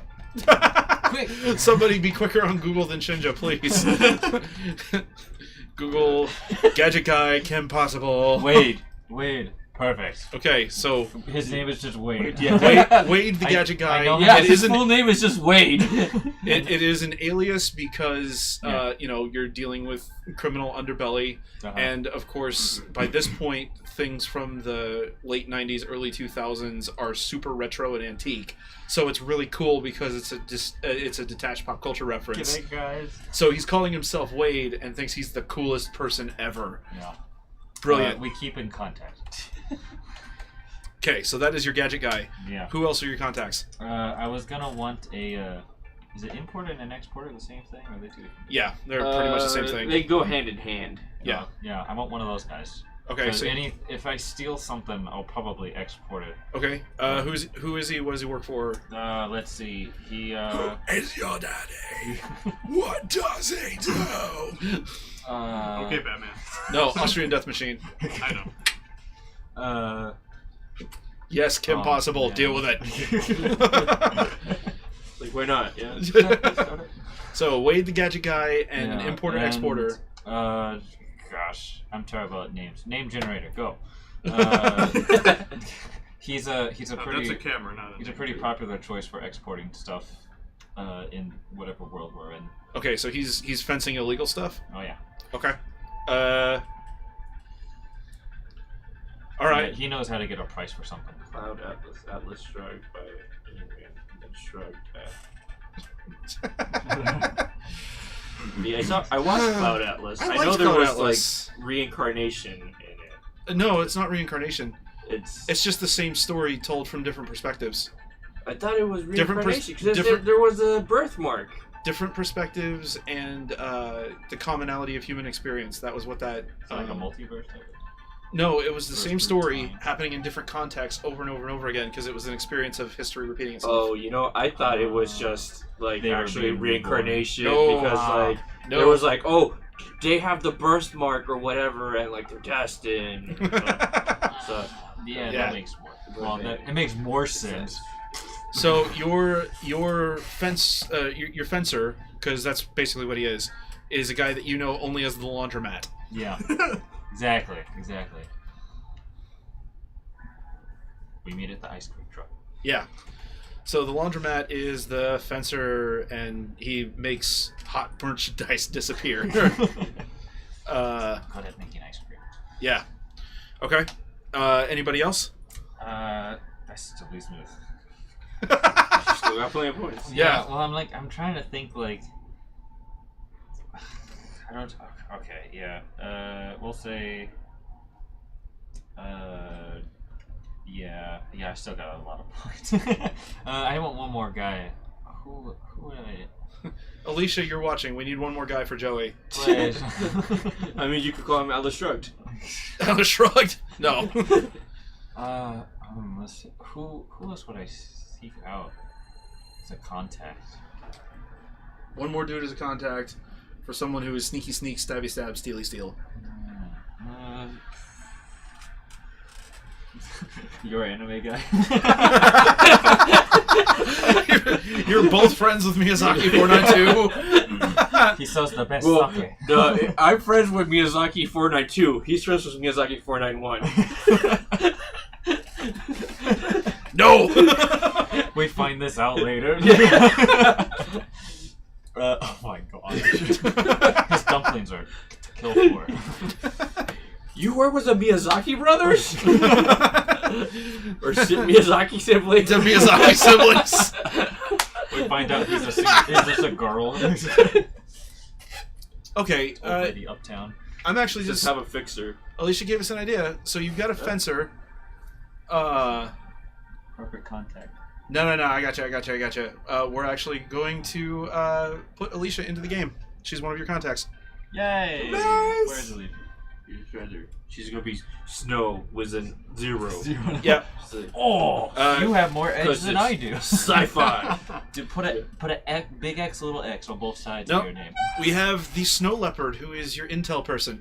Oh, okay, that makes perfect sense. There you go. So she's okay. Yeah. Yeah, She's. oh, I like that. Yeah. You. Okay. You've seen. Oh, what was that movie? Warcraft. It was one of the more recent Die Hards, where they went to the hacker's house. It's Live Free or Die Hard is the movie I'm thinking of. Joey? I haven't seen the Die Hards. Oh my God! I We've know. got I've seen Live Free, Die Hard. But we've got to educate this kid. I haven't seen a when lot they of go movies. to the hacker's house and he freaks out about it's a command module because they're in his house and he's like built out the whole thing to be a cockpit. The thing is they had I don't remember too much from it. they had a hack. Well, it was a pretty forgettable movie. They had a hacker computer kid who was running around with Bruce Willis because, of course, it's Die Hard. And Wait, the kid? well, Bruce Willis? so I actually cried in that movie. Leave me alone. No, so they had a kid who was a computer geek, and Bruce Willis is trying to figure out what's going on with this massive cyber attack on the U.S. And the kid is finally like, "Ugh, we need to go see the wizard." And Bruce Willis looks at him like he's crazy. It's like, no, the wizard is a hacker who lives in Baltimore. And so they go to the wizard's house, and the guy is an absolute, like, but he is absolutely a wizard with a computer and can hack into anything. It's one of these things like, oh, hang on, I'm going to hack into the CIA computer. Da, da, da, da. They're like, CIA computer? That's going to take hours. He's like, by the way, got it. You know, that kind of person. I got Yeah. That's going to be Snow Leopard. Okay. That is the person that you contact when you're like, we need intel on this thing and we have no idea where to go for it. What about Kevin Smith? Perfect. Yes. I'm confused at Yamada's comment I think that was Kevin Smith, yeah.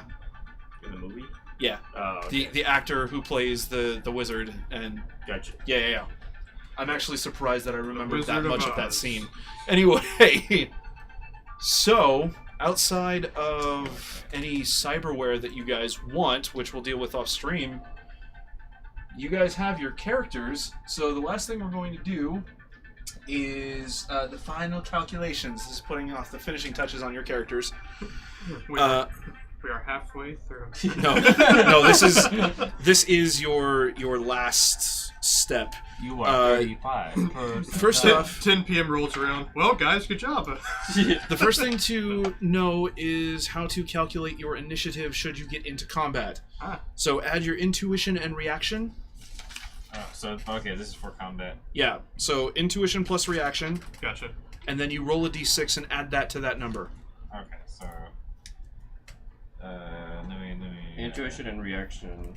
Plus 1d6. So when you go into... No. When you go into combat and I tell you to roll initiative, Oh, the D6. roll a d6, Oh, add that number, Wait. that's your initiative score.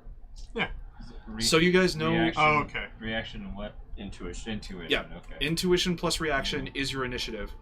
Oh, Okay. So it's just we roll whenever we go into combat, Yeah. just like usual. now the thing to know about Shadowrun that is different from combat in D&D is that you roll initiative a lot. Yeah. A lot.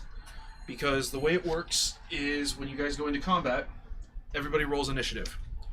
If your number is higher than 10, you will get to act more than once in this round. So you have a full initiative pass where you go from high to low, everybody goes through, then you subtract 10 from all the initiative scores, and anyone who still has a positive number gets to go again. You do that until everybody has a number that is 0 or lower, and then everyone re-rolls initiative, and you keep Oh. going.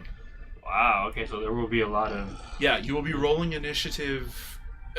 Technically, every round is every initiative roll. Weird, gotcha. So their combat is broken down into rounds and initiative passes. So whatever you've got 6 for your intuition reaction, right? Intuition plus reaction is It's 2. 2. Okay, so 2 plus 3, your initiative score is 5. So you're going to act once in this round. Right. So we go through the turn order, subtract 10 from your score, it's 0. If anyone has a positive number, they get to act again. Boom, then that round is over. So Well- for you, It's a 6. Right? Plus. well, for you, because you have some abilities that you're going to be able to use where it buffs your ability for this round, and then you take drain on the next round, it's big to know the difference between a round and an initiative pass. okay. So for you, with a 6, if you were to roll a 6, or if you were to roll higher than a 4 on your d6, you're going to act twice in a round. Right. So let's say that you go into combat, so you roll, you've got a 12 for your initiative score. On your first turn in combat, you are going to cast Augment Ability on yourself. So you channel your mana, and you are now going to hit things way harder. Alright. You then hit things, first initiative pass is over, we subtract 10, you get to go again, you hit things again with your big buffed abilities, Yeah. whatever. Then that ends, and we are now through that round. Next round, when your turn starts, you have to resist drain from your spell that you cast. Okay, so it's like the more... If your initiative is higher, every time you cast a spell that will last for an entire round, the longer that spell is going to hang around. Right, so it's more beneficial that way. Right. Like, I get more uses out of it per round, basically. Right. So that is the big deal to know when it comes to combat, is the difference between a combat round and an initiative pass. And that's a lot of ends in a very short amount of time. What allows you to act more than once? Having a high initiative score. So like, For example, for you, because you are a big tanky mofo, you might consider getting, as your BioWare, which we'll talk about some other time, getting wired reflexes, which instead of rolling 1d6 for initiative, you roll 2. So it would be your intuition plus reaction plus 2d6, which means you could end up with an initiative score of 15, theoretically, which would allow you to act twice in one combat turn. Okay. All right. So, Everyone meet Drake. now we are going to deal with the limits, which is kind of... This is where... Yeah. Matrix Initiative, none of you guys need. Astral Initiative, none of you guys need, because none of you guys go into the Astral Plane or the Matrix. So your inherent limits... where are they? Okay. So, for your mental limits, this is whenever you do a test that is a mental skill, only so many of your hits are going to count. So what you're going to do is take your logic rating. New piece of paper. No. Logic rating times 2, whatever that happens to be. Then add your intuition and willpower. Right. Then divide it by 3 and round up.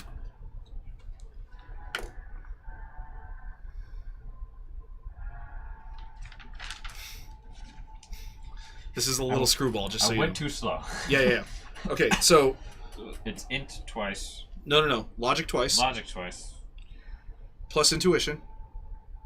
That's what. Plus willpower. Divided by 3. And then round up. So it's 11 divided by 3. 11 divided by 3 is going to be 3 1/3. You round up, so 4. Your mental limit is 4. Yeah, So anytime you attempt something that is a mental test, you have a limit of 4 hits. That'd be 2 for me. Yep, because you are not the brightest. Physical is the same thing, but it's strength times 2. Oh. Yeah, your physical is going to be ridiculous. Physical limit, right? Yeah, your physical limit is going to be strength times 2, it's gonna be big. plus body, plus reaction. Why does it keep saying 8? And then Divide by 3 and round up. I'm still at the first one. My calculator's freaking out. Okay, let me... I You guys work on that. So I'm gonna... Yep. There. What is your logic skill? Or logic attribute, sorry. 2. 2. So 4 plus intuition. 4 plus 3 plus 3. Because my will is 3. So that's 10. That's 10. Divided by 3 is 3. 3 and 2. 3 1/3. Round up, it's 4. 4. Yep. And that is for Your mental limit. So Mental anything limit, okay. anything that is a mental test, you have a limit of 4 hits. so I think mine's a 7 Okay. because it's 6 times 2, 12 Yep. plus my body, 16. Okay. 16 Plus will. Oh, okay. plus reaction, not Oh. willpower. Oh, plus reaction. Okay, Yep. 19. 19 divided by 3 is 7. So because it's 6 is 18, and then round up. Yeah. Yep. So yeah, I got it. So, What you got? it's the rounding up that confuses Plus me. I'm 2 like, for wait, mental, what plus is 7 this for physical. physical limit. Okay, so your physical limit is 7? Yeah. Beautiful. All right, social is something that we need to figure out after we deal with any sort of cybernetics that you guys are going to do to yourself. So don't let me forget that. It's strength, body, or strength times 2. Yep. Okay. So now we're going to determine how much health you guys have. Well, strength times 2 first. Yeah, it's 4. Oh, okay. Strength And times then 2. your reaction. Okay. Plus your reaction. So Divided by 3. I will actually show you guys this on the character sheet because we're almost to the point that you can use character sheets. Yay! So on the character sheets, there are 2 damage trackers here. This is not a representation of how much health you actually have. So what you're going to do is you're going to count up how many boxes you get based on the calculation, and then you will black out the ones that you can't use anymore. So however many boxes you have, it's a 1-to-1 ratio. So when your health calculation comes out as an 8, you have 8 boxes on the tracker. So you know. So the way you contact your physical, we may have to do that after. We may have to do that after cybernetics too, just in case anybody takes any. Because your physical health is body divided by 2 plus 8. So your body score? 8. 8. So you have 12 boxes of physical damage that you can take right now. We'll see if you take any cybernetics that change that, though. But that's the way that works. And then stun damage is willpower divided by 2 plus 8. What's your willpower?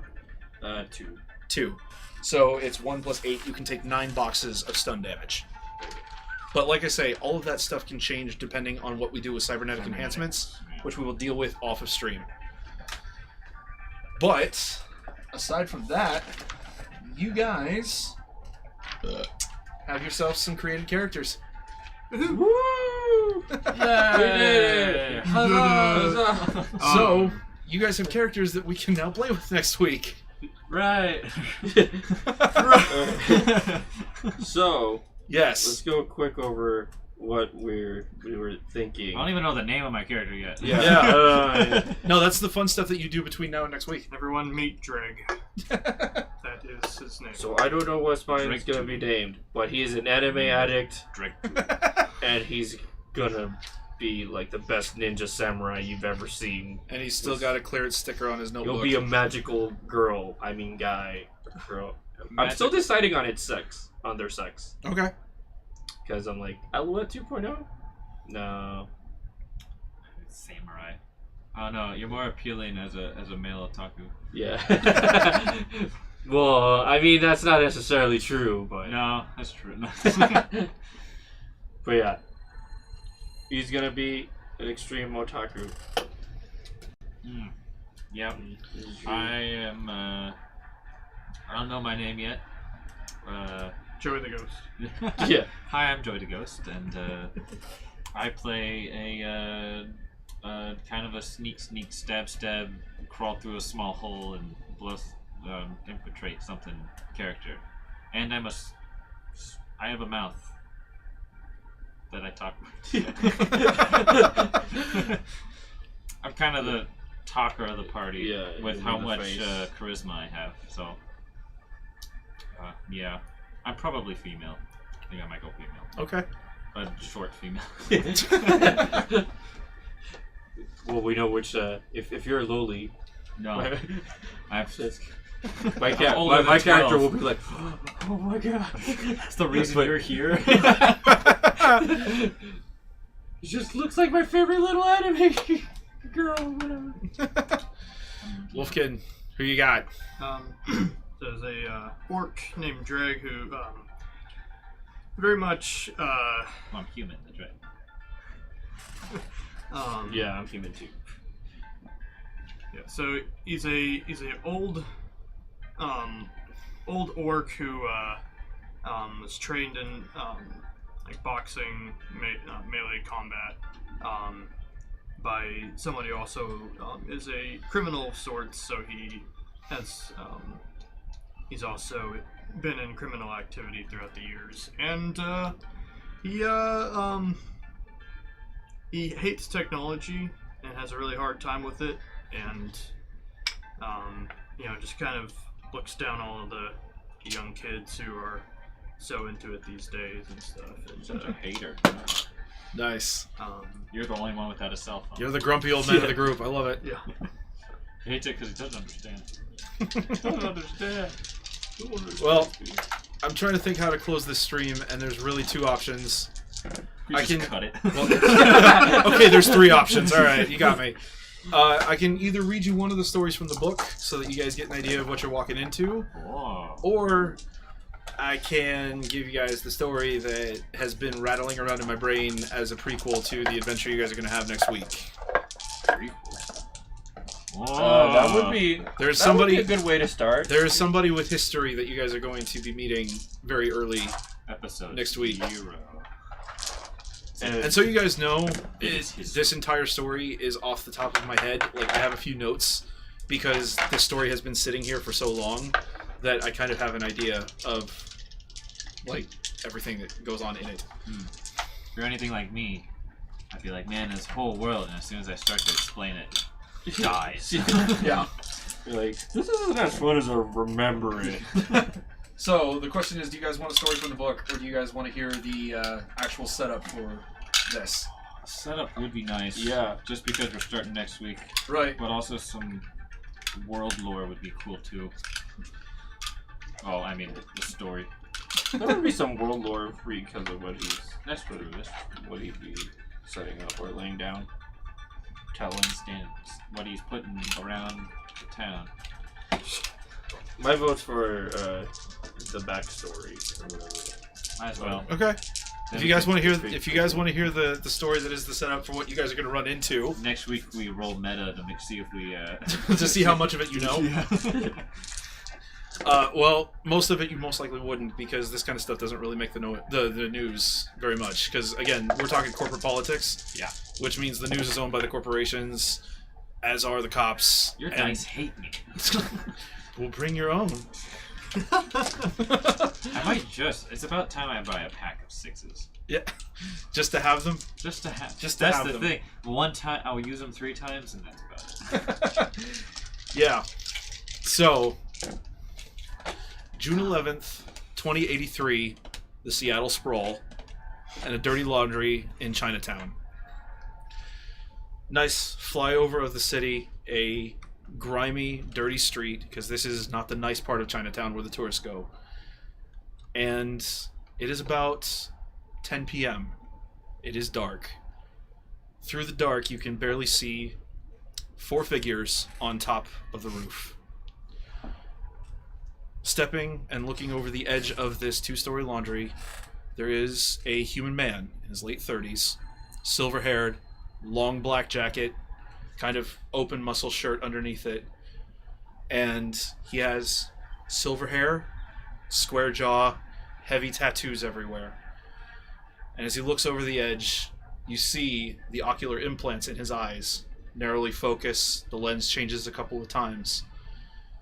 He steps back, looks over his shoulder into the darkness. Hardline, are you sure you got this place surveilled properly? Stepping out of the darkness into the spotlight is a dwarf. Black hair, goggles, and a remote control.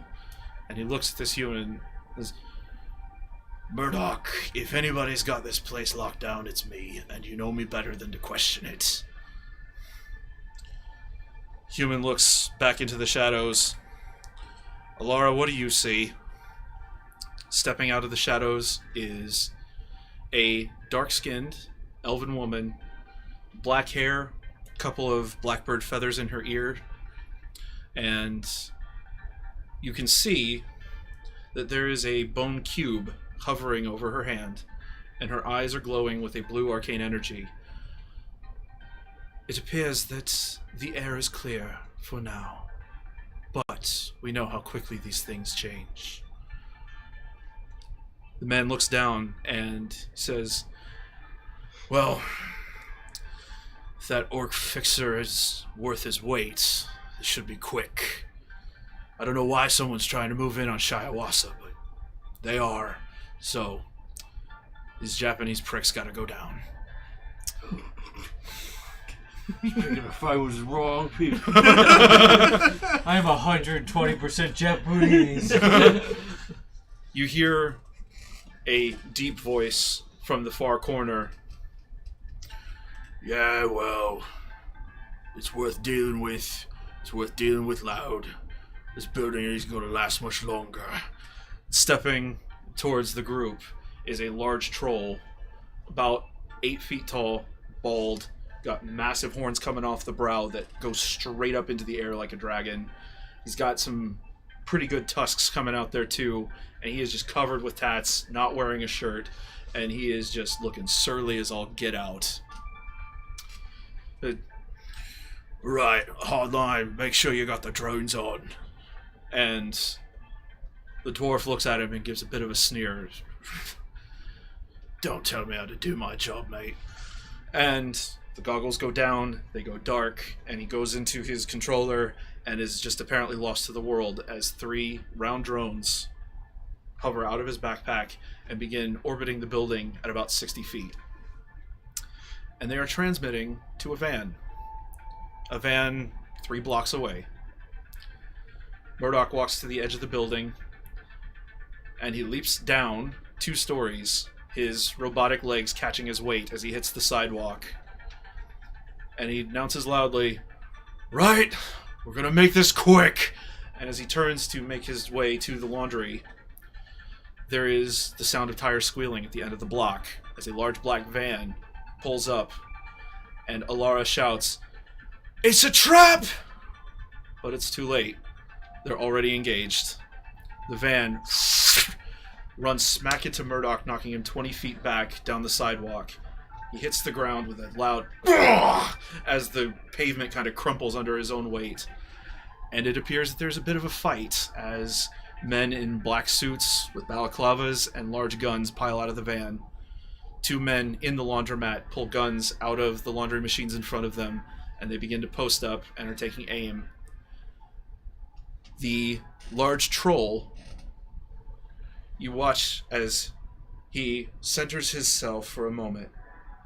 His muscles begin to pulse with energy, and with a mighty smash, he ends up crashing a hole through the ceiling and drops into the laundry. And he sees the two men with the guns, and his first action is to take them by the back of their heads, face first into the metal machines in front of them. The men who pile out of the van, they hear the sound of the crash. They're now trying to figure out who do they shoot first. But it doesn't matter, because in the astral plane, a wandering spirit that has been summoned by someone somewhere else in the city sees the mage on top of the roof, comes down, picks her up by the collar, and throws her off the roof into the middle of the street. She lands with a loud thud, manages to pull herself to her feet with a pretty good-sized limp at this point, and with a chorus of gunfire, 5 dead, the entire team wiped out, the drones have been confiscated, the 3 men left from the van pile back in, and they slowly drive away. And 30 seconds later, there's the sound of sirens as Lone Star pulls up in what is now a retro 2017 Buick. An officer steps out. He is a human, looking old, very, Director Gordon kind of person. He's got a fedora, not the Trilby, an actual fedora. Pulls out a big cigar. It's synthetic because real tobacco is hard to get anymore. Pulls out a cup of soy calf because coffee is too expensive. As he looks around, he says, "Well, somebody stepped into the fragging shit. Sometimes it's just that fast." The camera pulls out, and that is where the scene fades to black. The future of our party is dead. What? One of the great tragedies. This is what happens when you try to deal with, taking out the Japanese or something. All they wanted was their laundry, damn it!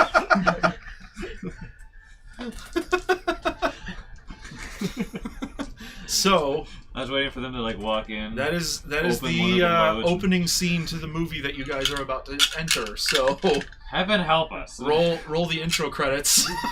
Oh, one second. I don't have anything for that. Wait, it's over already? I have the music on here. Yeah, we The created, opening credits, sir. The opening credits. we created characters, the credits rolled, now we're done. So This music is amazing. yes, it is. And I just want to add that it's cool actually being able to play at org, because in D&D you can't do that so easily. No, That's you the sad can't. thing. They're in a house, no, they're in the city. So, no, yeah, they're in the castle. Starting No. next week, we're going to get into this. Gosh. Oh boy. Oh yeah.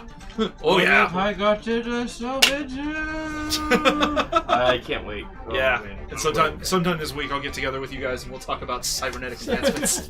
So much fun. I can't even begin to imagine. It'll be death for you because you're a magic user, but Does it affect me somehow? your magic rating is reduced every time you lose essence, and you lose essence every time you add something artificial to your body.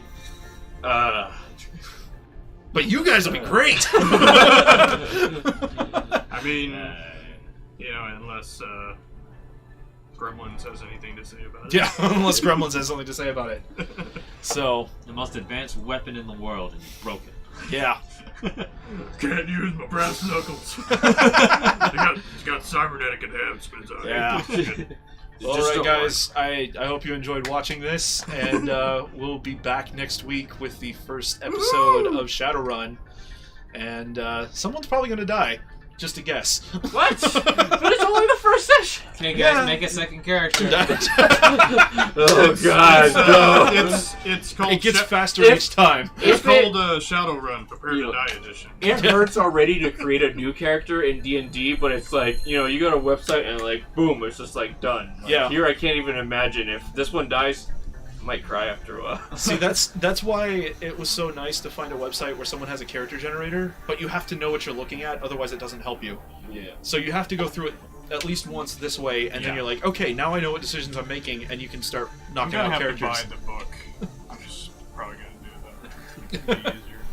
Put a half-price book if I have one.